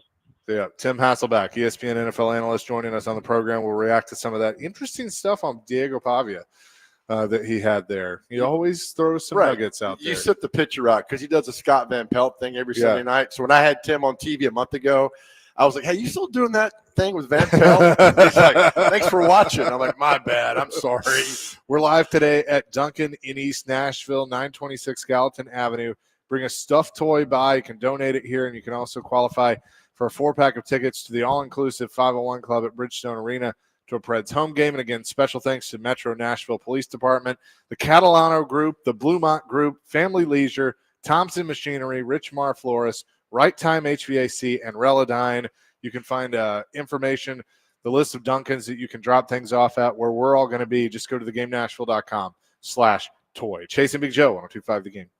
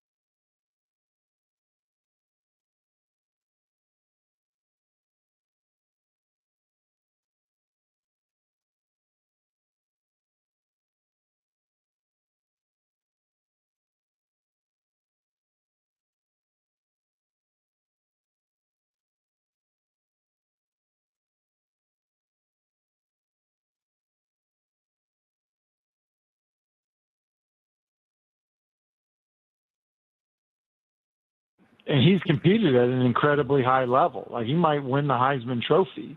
And so when you look at the success he's had, which is certainly based on kind of grit and determination and competition and all those things, that's going to be super appealing to somebody. So, how it works out, I don't know, but, people are going to pick apart his size, the fact that he doesn't look like traditional NFL quarterbacks look. And, people are going to have an issue with, or at least, have apprehension, in terms of the delivery and throwing motion and arm strength and all of those things. He certainly passed the ball extremely well in the SEC, and his production has been incredible in the SEC. And part of the NFL game has changed to kind of run more Saturday concepts than just Sunday concepts. So I think he's going to get a chance, and it'll be hard to prove it, with the opportunities that he gets, but people have doubted him his whole career. It was Tim Hasselbeck with us just a few minutes ago talking about Diego Pavia and his prospects in the NFL. Chasing Big Joe live today at Duncan in East Nashville, 926 Galton Avenue. Pretty strong. Right here in East Nashville. Yeah, that's pretty good. I mean, look, I think the Taysom Hill comparison is perfect. If he can basically be versatile like Taysom Hill has been, he'll have a career. Why? It's tough. Right? No, sure. How many Taysom Hills are there? One. Yeah, exactly. I mean, it's easier said than done. So, and I do believe Tebow could have been that, but he was too stubborn and wanted to be a quarterback. Yeah. But Tebow could have been that. Yeah, like an H-back. Yeah. Something like that. Listen, Flutie went to the NFL with the Bears. Ditka ripped him apart. And then he went to the CFL where he flourished. Learned how to be a pro quarterback. Why can't Pavia do that? I mean, if it's not going to work in the NFL, and I'm not telling him that he can't. I'm not telling that dude he can't do anything, right? Because that's fuel. It's like Monsters Inc. It's like the screaming in Monsters Inc. Yeah. His fuel is us saying, you can't do that because you're too small and all that. We've seen him. We've seen him run all over the SEC, and you can't stop him. Ball fans, you saw this firsthand. You can't stop him. You saw it in your stadium. So if you feel like you're not going to go to the CFL, it's okay. Couple years up there, learn how to throw the football down the field and complicated NFL offense. There's nothing wrong with that. Warren Moon, Jeff Garcia, a lot of these guys had nice career. Flutie because of that. So if you can't do it, go do that and come back. You're still young. You got everything together. Do you think here's a what if for you? If Wade Phillips had started Doug Flutie in that playoff game against the Titans, do you think the Bills would have won? No. I think fate played out the way it did because I really think Javon Curse would have murdered Doug Flutie in that game. Yeah. He hit Rob Johnson so hard, they were like, how's he getting back up? Flutie wouldn't have survived. Yeah. I don't think so. And people, Flutie played in the league a long time. Getting hit by Javon Curse was totally different than anybody else I had seen in football at the time. But I've learned to know that fate plays things out the way it should be. Yep. And that Music City Miracle played out the way it should have been. I believe you are correct. We'll come back and wrap things up in hour number 2, Chasing Big Joe on this Tuesday, 102.5 The Game.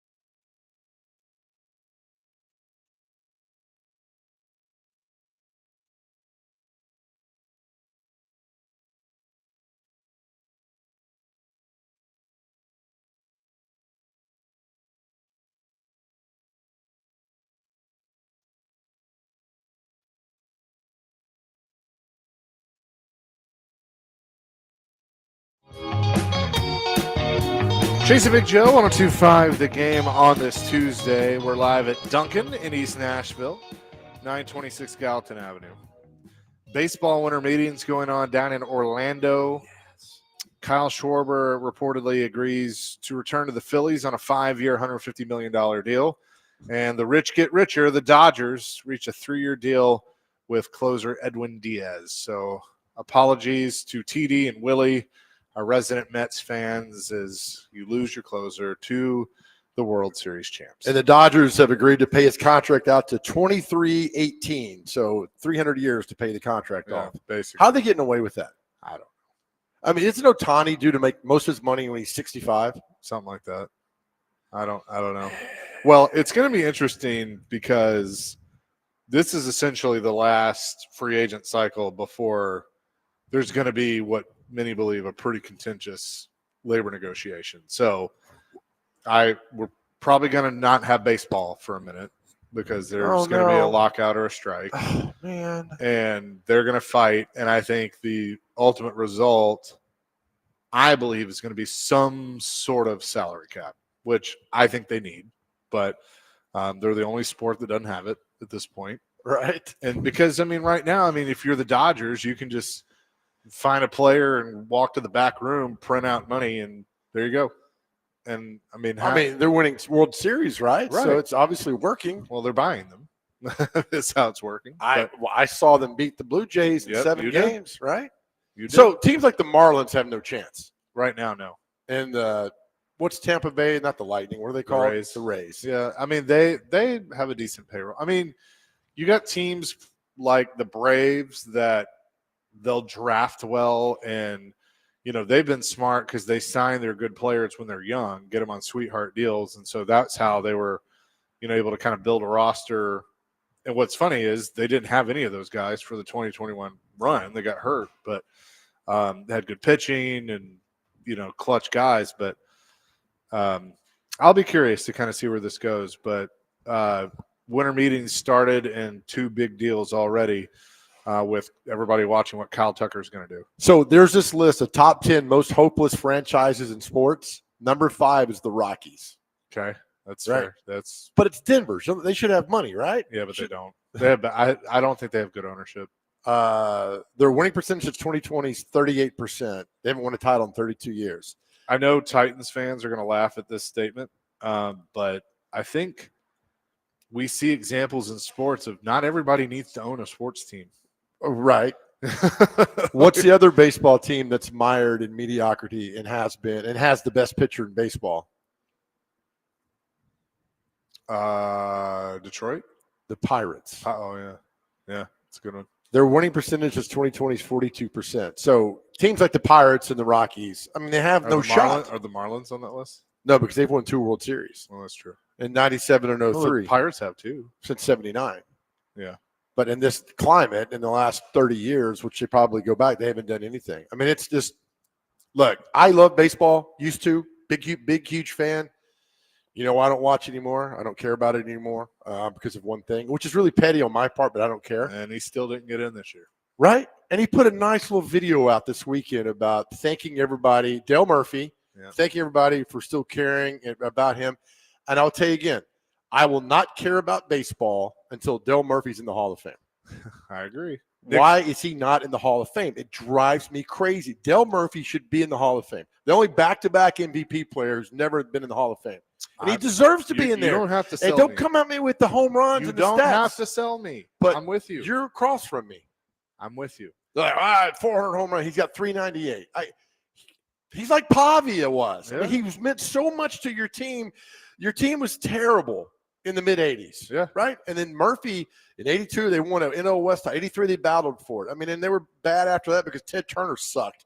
But other than that, he gave everything he had every ball game for the Atlanta Braves. Let's go to Dr. Crane with our Rockies update. What you got, Dr. Crane? The Colorado Rockies finished this past season 43-119. Ah, well, what a riveting. Joe loves this Rockies update. They don't even get to the 54 pyramid that we all talk about. You know what I'm talking about? Sure. No. There's 162 games, right? Every team Yeah. wins 54. Every team loses 54. It's the other 54. Oh, yeah. It was from the West Wing. It was a great line by Aaron Sorkin. It's from the West Wing. The other 54 games determine what you're going to do and what you're going to be like. Yeah. No, Hell, I the like that. Rockies couldn't even get the 54. Yeah, you're right. They're awful. Yeah, and that's it. So all these other teams are signing these huge deals, and our boy Sonny Gray got traded to the Red Sox and came out and said nowadays with the Red Sox, it's easy to hate the Yankees, which I thought was great. He said mentally when he said he pitched for the Yankees, he was in a bad place. Yeah. So he's pitched for the A's, the Yankees, the Reds, the Cubs, Cardinals. Cardinals. Now the Red Sox. Now the Red Sox. Yeah. He's 36 years old, which makes me feel because I remember him at Smyrna winning state titles. I remember talking about him on the Game Blitz. 07, right? Smyrna Bulldogs. He was the man. Graduated in 08, went to Vandy. We've had Corbin on talk about him too. There's a crucial moment in Sonny Gray's career in the NCAA regionals where they're in an elimination game versus Indiana, and Indiana's got the bases loaded, no outs in the third inning. And Tim Corbin says he got on the top step to take Sonny out and said, "This will be Sonny's defining moment." And stepped back down the dugout. Sonny struck out the side. Vandy won the game versus Indiana and moved on. Can you imagine being a manager and you're about to walk out? I think Maddox told this story, or Chipper told this story about Maddox, that Bobby was about to go out and get him, and Maddox just like gave him a side eye of like, if you walk to this mound, I will put you down. You are not taking me out of this game.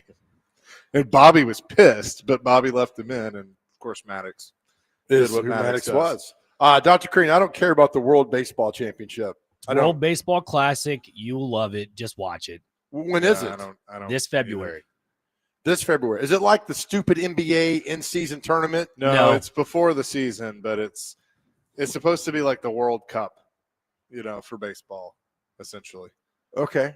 Yeah. So I'm not watching that. Is Freddie playing for Canada? He is. Well, of course he is. So. Yeah. So we don't care about that. Well, good times. We'll come back with more in hour number 3, 615-737-1025. It's Chasing Big Joe, 1025 The Game.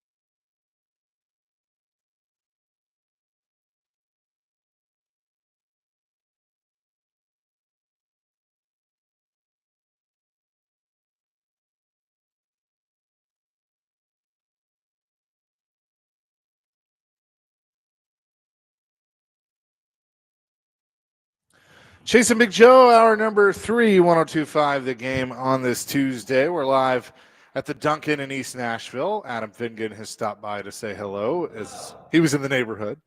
926 Gallatin Avenue, to be precise. Bring by a stuffed toy for our holiday toy drive. We've teamed up with the Nashville Children's Alliance, so bring a stuffed toy by this location or other Dunkin' locations. You can go to thegamenashville.com/toy to learn about the different locations that you can drop things off at. And you can also be qualified for a 4-pack of tickets to the all-inclusive 501 Club at Bridgestone Arena to a Preds home game. We want to say a special thank you to Metro Nashville Police Department, the Catalano Group, the Bluemont Group, Family Leisure, Thompson Machinery, Richmar Florist, Right Time HVAC, and Relodyne for their support. But happy to help this, and tomorrow we'll be in Lebanon. Also, the staff here at this Dunkin' on Gallatin Road, outstanding. Yes, they've been great. Outstanding. They laugh at our dumb jokes. They help us out when we need to get things done. So well done. Whoever, the manager here, GM, you got a great staff. Thank you for that. It's been great. There was a story that I was about to reference about Maddox, and I had to look Greg Maddox, and I had to look it up. But he was pitching to Luis Gonzalez. And Bobby Cox wanted to intentionally walk Luis Gonzalez. So he sent the pitching coach, Leo Mazzone, out there. And Leo tells Maddox, and Maddox says, no, give me 2 pitches. I'm gonna throw 2 pitches, and on the second pitch, he's going to pop up to Chipper at third. And Leo's like, are you sure? And he goes, yeah, tell Bobby I got this. I'm not going to walk him. So Leo goes back to the dugout. He tells Bobby what Greg says. Bobby's pissed because he's disobeying an order. And sure enough, he throws a changeup on ball 1, and then a cutter on the second pitch, in which he pops up to third base. Chipper talks about this and says, you got to be kidding me, because he's standing there the whole time listening to what Maddox says. And he's like, you got to be kidding me, and catches it and gets the out. How many Maddoxes are in the world? None. Right? None like that. None like that. I mean, that guy, he was the professor for a reason. I saw That's him. why I loved watching it. Well, I saw him one time. I'm like, that's Greg Maddox? I mean, there was no physical stature to that guy at all. He was just good. Yeah. Just God-given ability of what he was. And unbelievable. Just Paint the that. corners, like, right? He just turned down less money from the Yankees to stay with the Braves. Yep, because he knew they had something special. Had something special. I mean, there will never, in my mind, be a group of those 3. Plus, I mean, Steve Avery was good too, but of Maddox, Smoltz, and Glavine, I don't think any team will ever have that again. He wasn't on the 91 run, was he? No. Yeah. He was still with the Cubs. Came in 92 or after that, 93, one of those teams. 93, I think, is when he signed. Yeah. So, look, all us long-suffering Braves fans in the late 80s, and they traded Murphy. Don't get me started again in 90. But that run in 91 that nobody saw coming with Smoltz. Well, I was watching, it randomly popped up on my Twitter feed last night. Remember when Otis Nixon made that home run robbing catch? Yeah. Like that popped up, and I was like, oh, yeah. I think that was probably 91. Otis 92. Smith, Otis Nixon, Terry Pendleton, Lonnie Smith on that team, maybe? David Justice was there. David Justice. Fred McGraw, first base. Yes, I think that's right. Or is it Sid Bream? Because Pendleton was at third. Yeah, Pendleton was the MVP in 91. Nobody saw that coming. Nobody. Yeah. Nobody saw that run. Chipper wasn't there yet. Chipper's not there. He was the first-round pick in 90, the year before. Yeah, he was a shortstop. And then they lost to the Twins in that great World Series with Dan Gladden and Jack Kirby Morris. Yep, and all of them. We'll see you tomorrow night. Oh, man. That came on a Saturday night, too. That was a run, man. Those first runs are fantastic. Like the Titans run of 99. Yep. They're special. You don't get them back ever again. No. Well, and it's just like, do we see special teams like that anymore? Good or stories? Or is it so common now because the athlete is built different and there's more money that it's just like it's not special anymore? Like if you think of any sport, just special, like I mentioned with the Braves, like you'll never see a pitching rotation like that again. Right. Like like 3 Cy Young winner Hall of Famers that are just would be the best pitcher on their team, whatever team they're on, if they're not all together? That's a great question. I for some reason I'm defaulting to like the Giants football of 86 and 90 with LT and Phil Simms and Harry Carr. I mean, just characters. The 85 Bears were the same way.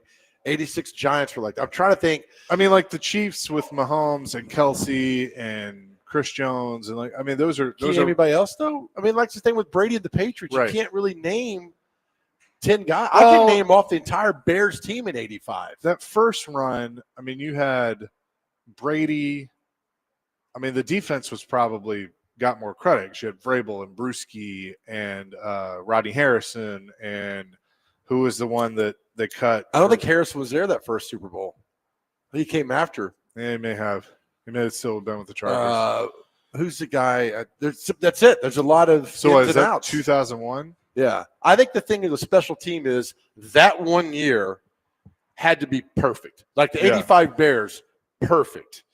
Is there a baseball? Like the 96 Yankees were really good because they hadn't been anywhere before that. Then they won the World Series in 96 with Jeter and Jim Leyritz hitting the home run and all the players on that team that went on. Paul O'Neill, Bernie Williams. Troy Brown, Kevin Falk, Terry Glenn was on that team. Nobody stands out. I mean, there was a good football team. But when you think of special teams, you don't think of the 01 Patriots. No. I mean, again, now I'm looking for. You might think the 04 Red Sox. Nobody saw that happening. They won the World Series. Teams like that to get back here with the Lawyer first time. Malloy, that's what I was thinking of. So, yeah, he was there. Ty Law. Bobby Hamilton was a defensive end. I thought he was just a race car driver. Oh, NASCAR joke. Ring the Damien bell. Lee. Yeah, you're welcome. Vrabel. But, yeah, you're right. Richard Seymour, Bruschi.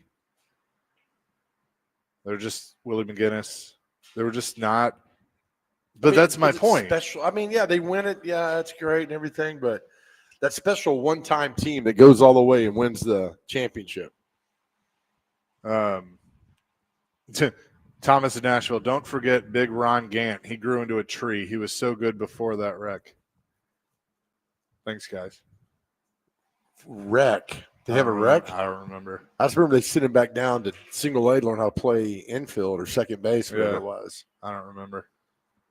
I mean, I remember Ron Gant, but I don't remember. Right. That's the other thing. Like there was example.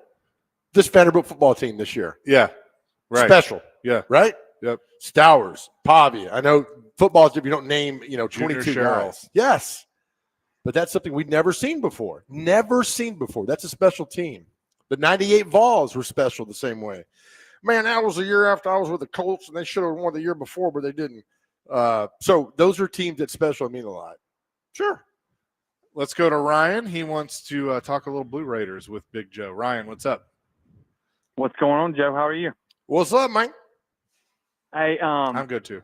Me personally, I don't understand how MTSU loses to Belmont at home. I know Belmont's a better team, but I don't think there's any excuse why MTSU should lose to Belmont. The other thing with MTSU, do you think that they will extend Sidney McPhee in December of 2026 next year after his contract ends? Do you think they'll extend him? I have no idea on administration and university officials. I don't know when his contract. I don't even know when Sidney McPhee showed up on campus. No idea. I think it's next year. I don't. It's not my forte. Basketball, unacceptable. I think losing at any level is unacceptable, and I think that's a loss that probably MTSU. And look, on that level in the group of five, all those schools are depleted in the summertime, and you got to piece together rosters. The job Nick McDevitt's doing at MTSU, when he's got to piece together a roster in June and July, if you win a game, I'm impressed. I mean, I'm telling you, Ryan, it's different times now with the portal. Football's fine because you do portal in January. Basketball is like summer, and it's difficult to put a team together. It really is. So I would not want to be a college basketball coach at all. But no, yes, it's unacceptable to lose to Belmont. Yeah. I'm headed to Walgreens to get my stuffed toy to donate to Duncan and Brentwood. So I definitely believe in the cause y'all are doing and everything. So keep it up. Appreciate you, Ryan. Thanks, buddy. Ryan. Appreciate the call. 8905 said the 71 Orioles had 4 20-game winners. Not happening again. That's from Wayne. Jim Palmer's one of those, right? Yeah. 6727, the Big Red Machine. Cincinnati Reds. Rose, Morgan, Foster, Concepcion. Yep. Does it help bench when there's a nickname with it? I think so. That's, I mean, you name that team off and don't say Big Red Machine. Oh, okay. You say the Big Red Machine. You preface it with that. I know what you're talking about. Pete Rose, Joe Morgan, Dave Concepcion, Johnny Bench, George Foster, Griffey Sr. Who am I forgetting? Cesar Geronimo. Cesar Geronimo. Who was the first baseman on that team? Tony Perez. Yeah. That's it. And then the manager was Sparky, yeah. Huh? Like he's the only manager ever win a World Series in the American League. If I remember this correctly, American League and National League. I know he's one of them. Maybe you're right.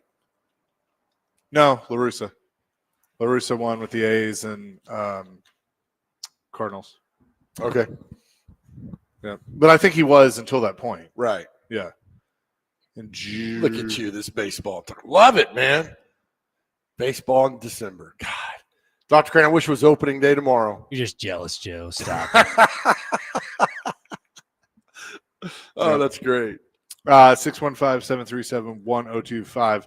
More coming in hour number 3, live at Duncan in East Nashville. Chasing Big Joe, 102.5 The Game.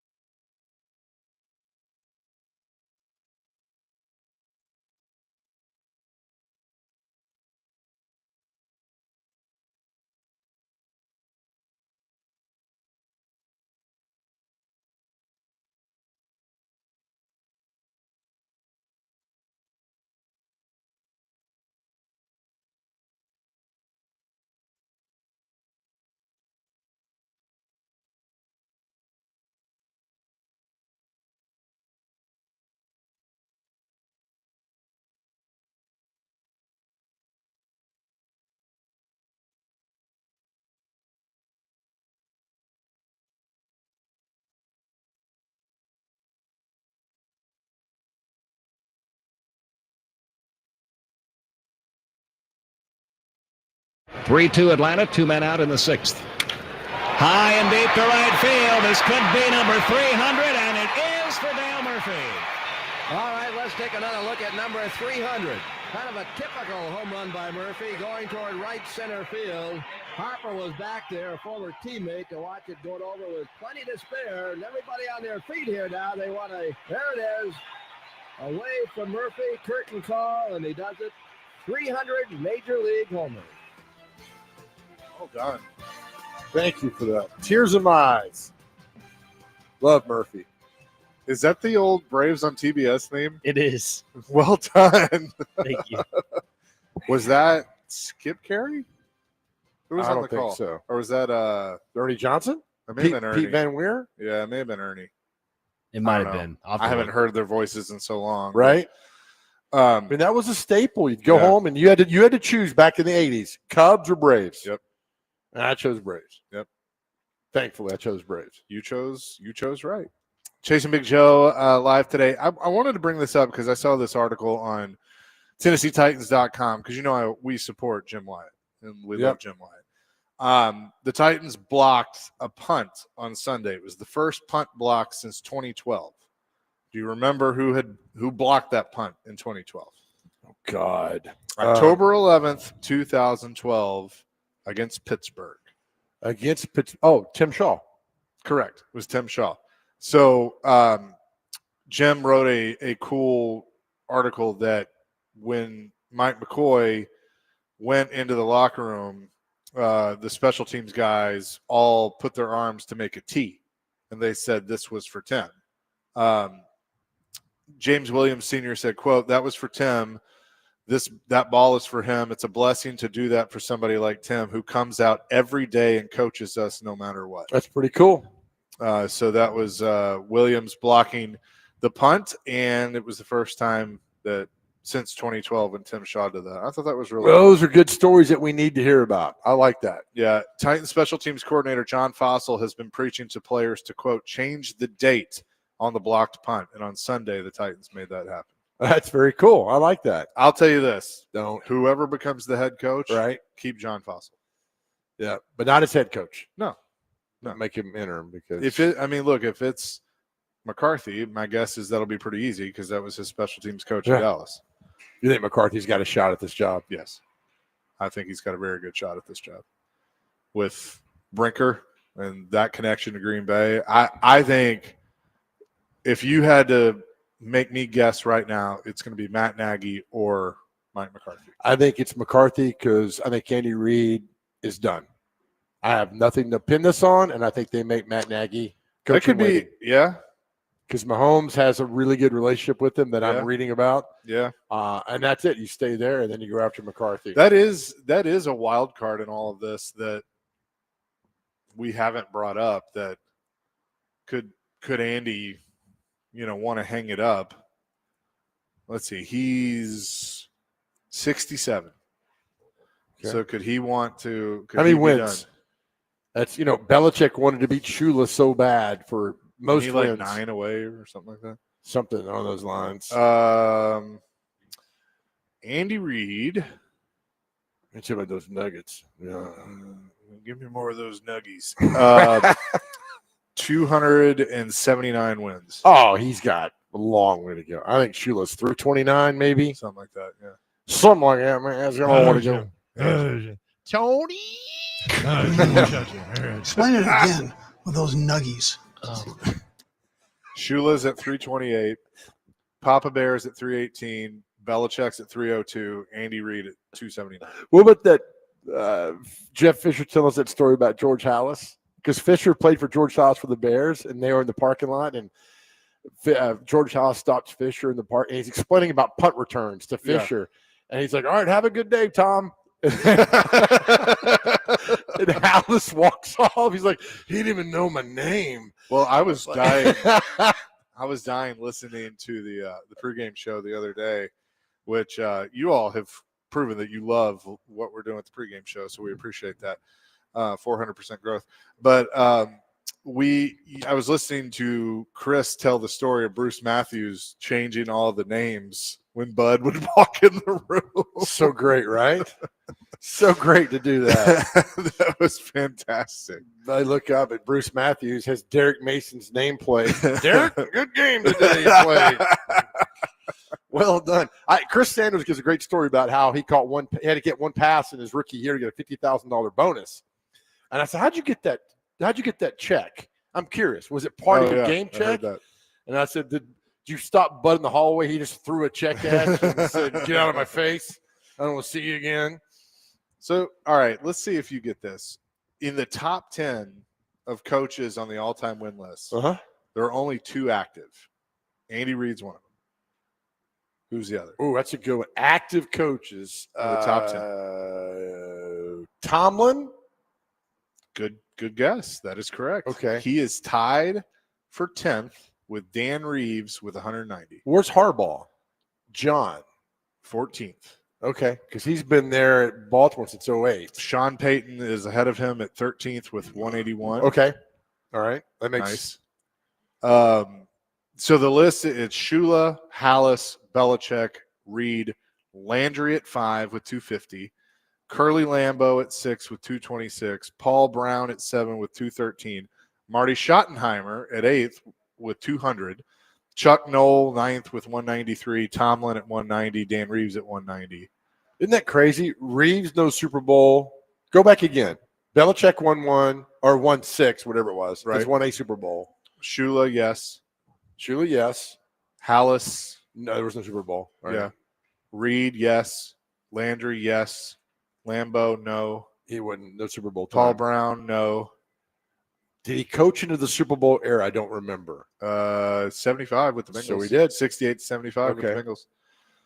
Schottenheimer never won one. Browns, Chiefs, Redskins, Chargers. Lord. Chuck Noll, yes. Steelers. Yep.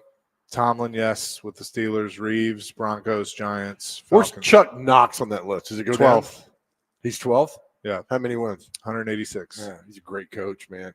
Rams, Bills, Seahawks. That's right. Sean Payton,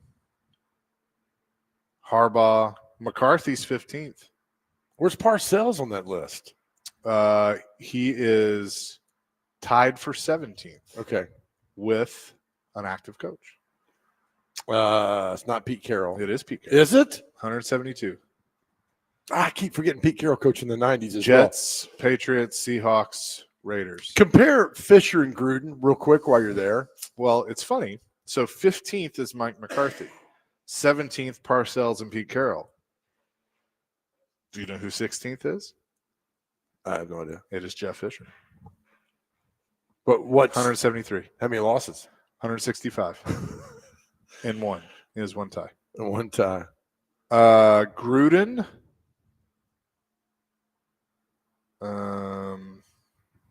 Oh, wow. He's 36th. 117, 112. So basically their winning percentages are almost the same. 511 for Gruden and 512 for Fish. Isn't it crazy? And who do you think is a better coach? In the outside of the Nashville area, people are going to give it to John Gruden because he won a Super Bowl. That's it. And they're basically the same coach. Yep. That's an interesting.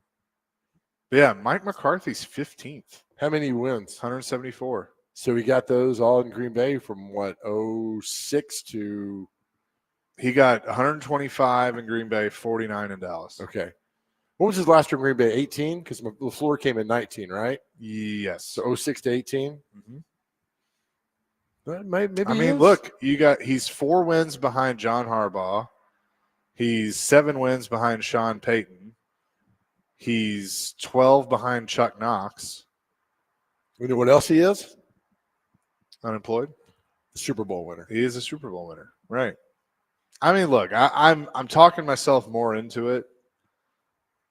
You know, because I didn't realize he was 15th. That's pretty darn good. Yeah, it is. But I think it's the Matt Nagy thing.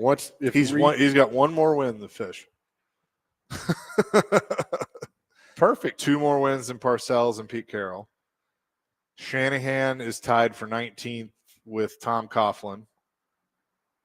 They've all won Super Bowls. Holmgren's 21st. Super Bowl. Bud Grant, No Super Bowl. Joe Gibbs, Super Bowl. 3. Steve Owen, he was way back when with no Super Bowl, but he was with the Giants. Bill Cowher, 1. By the way, I know. You should not be in the Hall of I Fame. know. You say that every time he comes I'm up. going to continue to say it every time. 26 is Marv Levy. No Super Bowl. I forgot he coached with the Chiefs. Tony Dungy at 1 27. Super Bowl. John Fox at 28. No Super Bowl. Went to 3 of them, though. Or didn't he? 2? Carolina. Yeah, he went to one with Carolina and one with Denver. Yes. Marvin Lewis and Hank Stram are tied at 29. Hank Stram's got a Super Bowl. You're killing me. Why are you killing me? 31st, which I think he has a Super Bowl. Weeb Eubank. He does. Damn, Broadway Joe was his quarterback, the most influential, important person ever in football. His winning percentage is .502. Don't look at Joe Namath's stats in the Hall of Fame. You'll be like, what? He doesn't belong in here. 32nd is Jim Morris Sr. with the Saints and the Colts. Never won Super Bowl. Sid Gilman at 33. Sid. Former Oilers coach. And 34, the coach, Mike Ditka. Dick Vermeil at 35. 2 Super Bowl winners back-to-back, baby. Yep. Gruden at 36. George Allen is at 37. Did not win one. I don't think so. 38 is George Seifert and Norv Turner. George Seifert won one. Norv Turner did not. Did he coach him? No, he didn't coach him. Denny Green is 40th. Crown them if you want to crown them. Dan Coryell. Don. Sorry. Did not. Came close, though. Buddy Parker. BP. That guy. John Madden at 43. Still the highest percentage ever of a coach. What's his winning percentage? 759. Yeah. I think the highest percentage of a coach ever. And with 100 games. Sorry.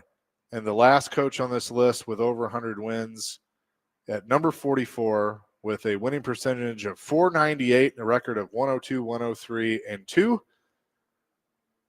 Riverboat Ron. Oh, he made the list. Wow. Did not realize that. Riverboat Ron. And then there's a bunch. I mean, it's crazy to think about that Ron Rivera and Tom Flores are above Vince Lombardi. Right? I didn't even know Lombardi coached 1 year with the Redskins. And then he died. He had cancer, and he died. There's an active coach tied for 47th with Lou Saban.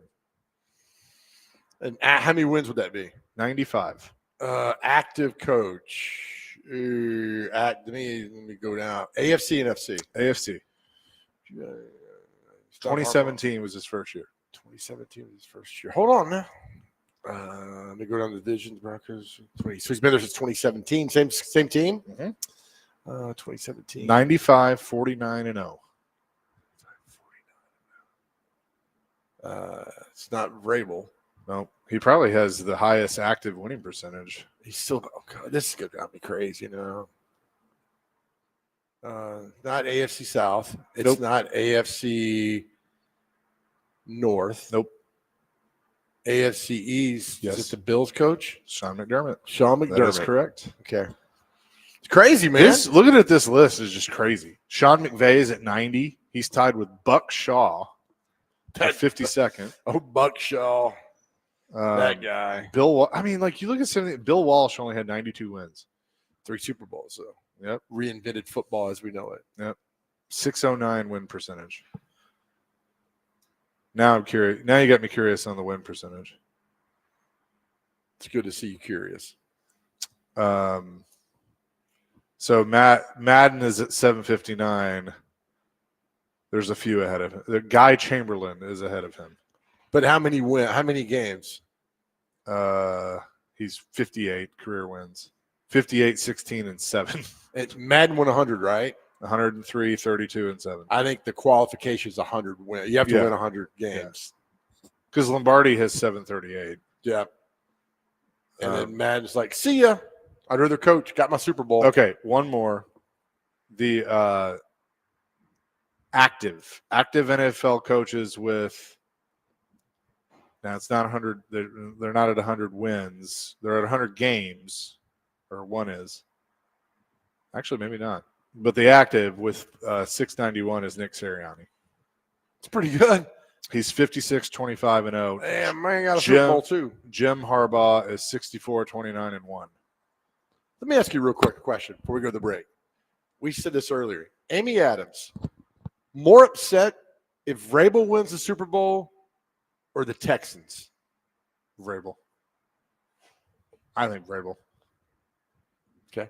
100%. I don't know. I think Vrabel. Either one of those two would drive her insane. Yeah, but I think more Vrabel because everybody's going to say, well, you fired him. So. All right, we've gone down a rabbit hole. 615-737-1025. Charlie will get you on the other side. Chasing Big Joe live at Duncan in East Nashville, 926 Gallatin Avenue. Bring a stuffed toy by. Here on 1025 The Game.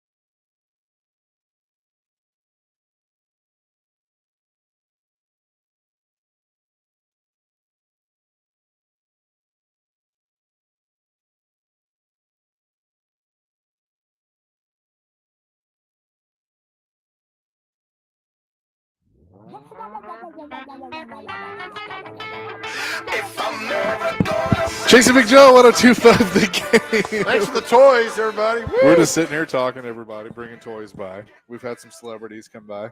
We'd have some celebrities. Got one here right now. We're not going to name him, though, because you guys come rushing over here to see him. So thank you for your toy donation. No, the police might come over here to get it.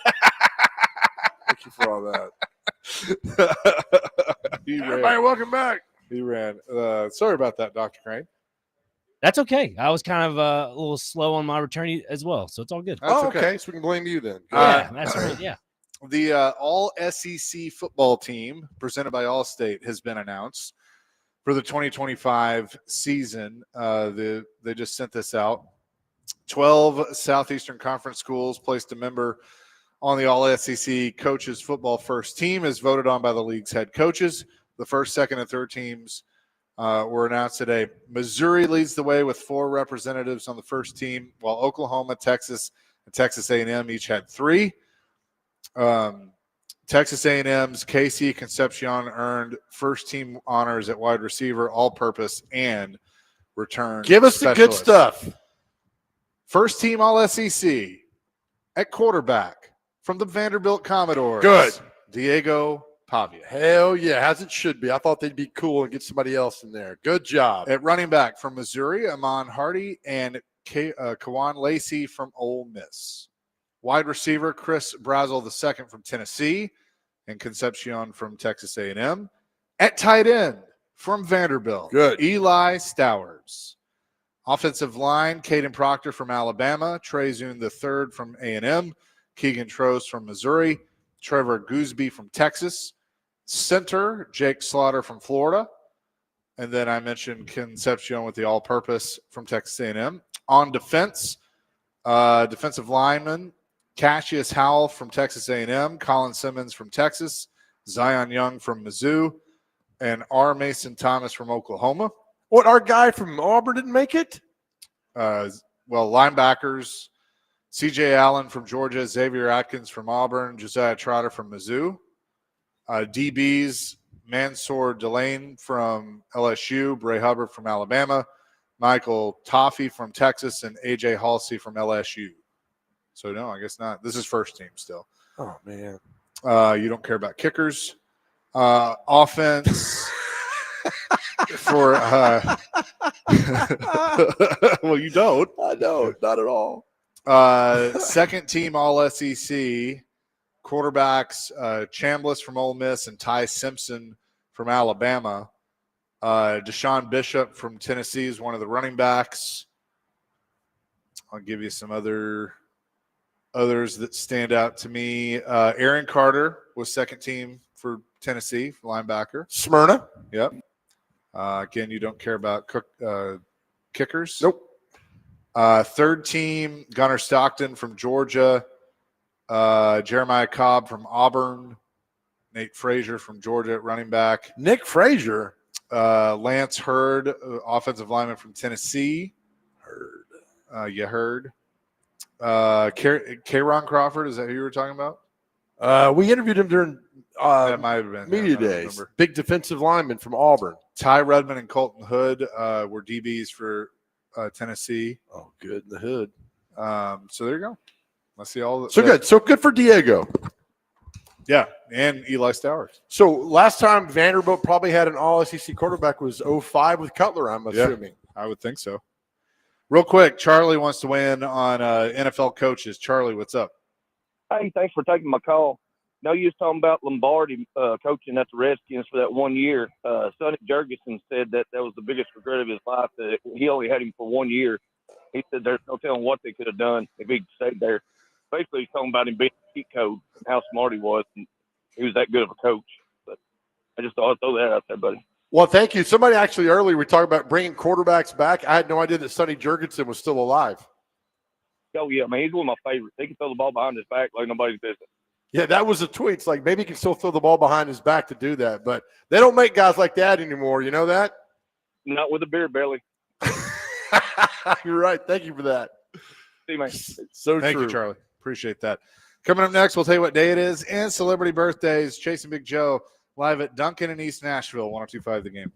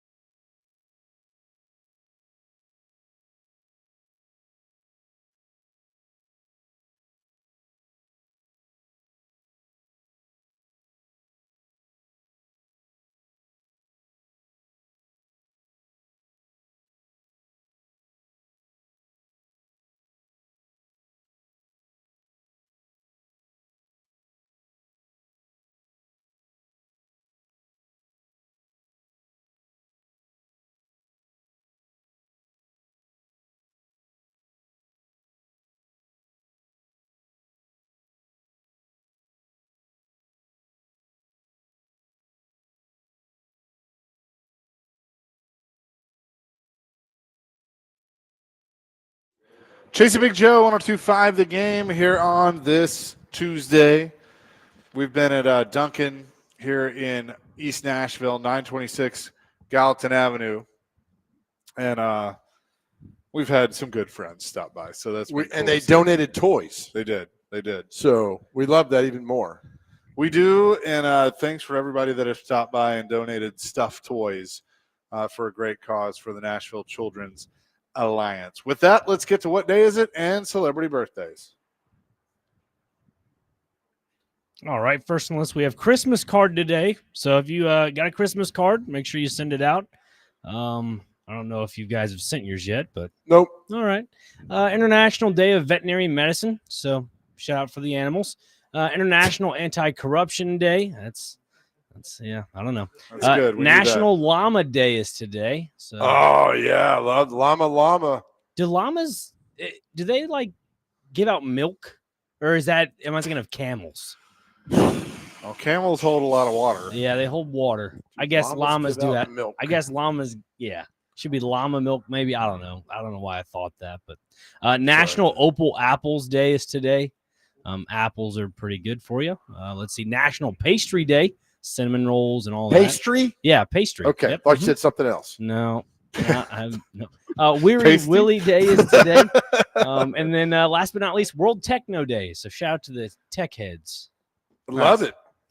All right, time for celebrity birthdays. Get these within two. Our first birthday today, former Heisman Trophy winner from Oklahoma, Steve Owens. Chase, you go first. How old is Steve Owens? 77. 76. 78. Chase on board one. Dr. Crane, you go. Golfer Tom Kite. 80. 63. 76. Chase, you get to go now. Former NBA player, World Be Free. What's his name? World Be Free. Is that's his Meta name. World Peace? That is not. This is World Be Free. 52. Who did he used to be known as? I think Lloyd something. 49. 72. Dr. Crane, you get to go now. Kurt Angle, the wrestler. Yeah, Kurt Angle is 58. He won the Olympics with a broken freaking neck. What'd you say, 58? Dr. Crane? I'm not saying. I mean, that's Yeah. the point of the game. Well, he's allowed to. 56. 57. That's a push. Chase, get to go. Former Cowboys kicker Chris Boniol. 47. 54. 54 exactly. Dr. Crane, how old is Dame Judi Dench? I'm gonna go 80. 91. 91 exactly. How'd you get that? I just knew. I didn't look. I know you don't look. 3-2. Chase, you get to go. Bo Bridges. 77. 74. 84. Dr. Crane, John Malkovich, who was in the movie In the Line of Fire, which is a vastly underrated movie. That's a good movie. John Malkovich. 67. Wasn't he in Con Air? He was the bad guy in Con Air. Yeah. 65. 72. Chase, how old's Donnie Osmond? 73. Donnie Osmond is 71. 68. Dr. Crane, how old's Jacob Dylan? What was he in? He's in a band called the Wildflowers or whatever they're called. He's Bob Dylan's son. Oh, okay. I'm going to go with 33. 51. 56. It's 3-2. Chase is on top. All right, Chase, how old is singer Joan Armatrading? I don't know who that is, so I'm going to say 72. 77. 75. We're tied at 3. Dr. Crane, how old is actor Michael Dorn from Star Trek? Lieutenant Commander Worf. I'm going to go like 69. 72. 73. Chase up top 4-3. Chase, how old's country singer Sylvia? I don't know who that is, but 38. Sylvia is 50. 69. Nice. How old is Dr. Crane? How old is actress Felicity Huffman? Felicity Hoffman is 58. 53. 63. Chase, how old is nitty-gritty here. How old is country singer David Kirsch? 61. 67. 55. Dr. Crane, how old is drummer Trey Cool of Green Day? We're going to get this is a close game. 48. 52. He is 53. Chase is on top, 5-3. Two more here real quick. Chase, how's rapper Cannabis? 47. 42. 51. Last one, Dr. Crane. This is it. You're down 5-3. How old is actor Jesse Metcalf from Desperate Housewives? I think he's doing all these Hallmark movies now. Jesse Metcalf. I'm going to go with 58. 57. 47. Chase wins 5-3. I feel like he was. What show was he on? Desperate Housewives. No, but he was on something else. He was the yard boy on Desperate Housewives that had fun with all the Desperate Housewives. Well, yeah, maybe you're right. I don't know. Okay. Well, there you go.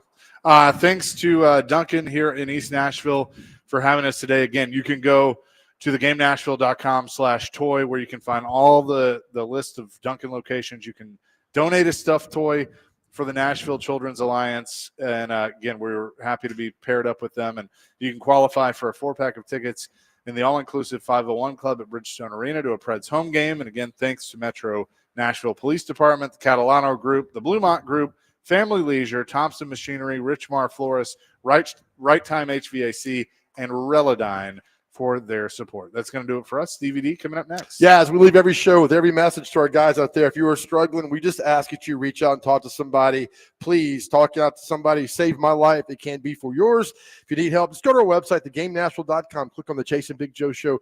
We have information there for you, somebody to talk to. Remember, you don't have to go through this alone.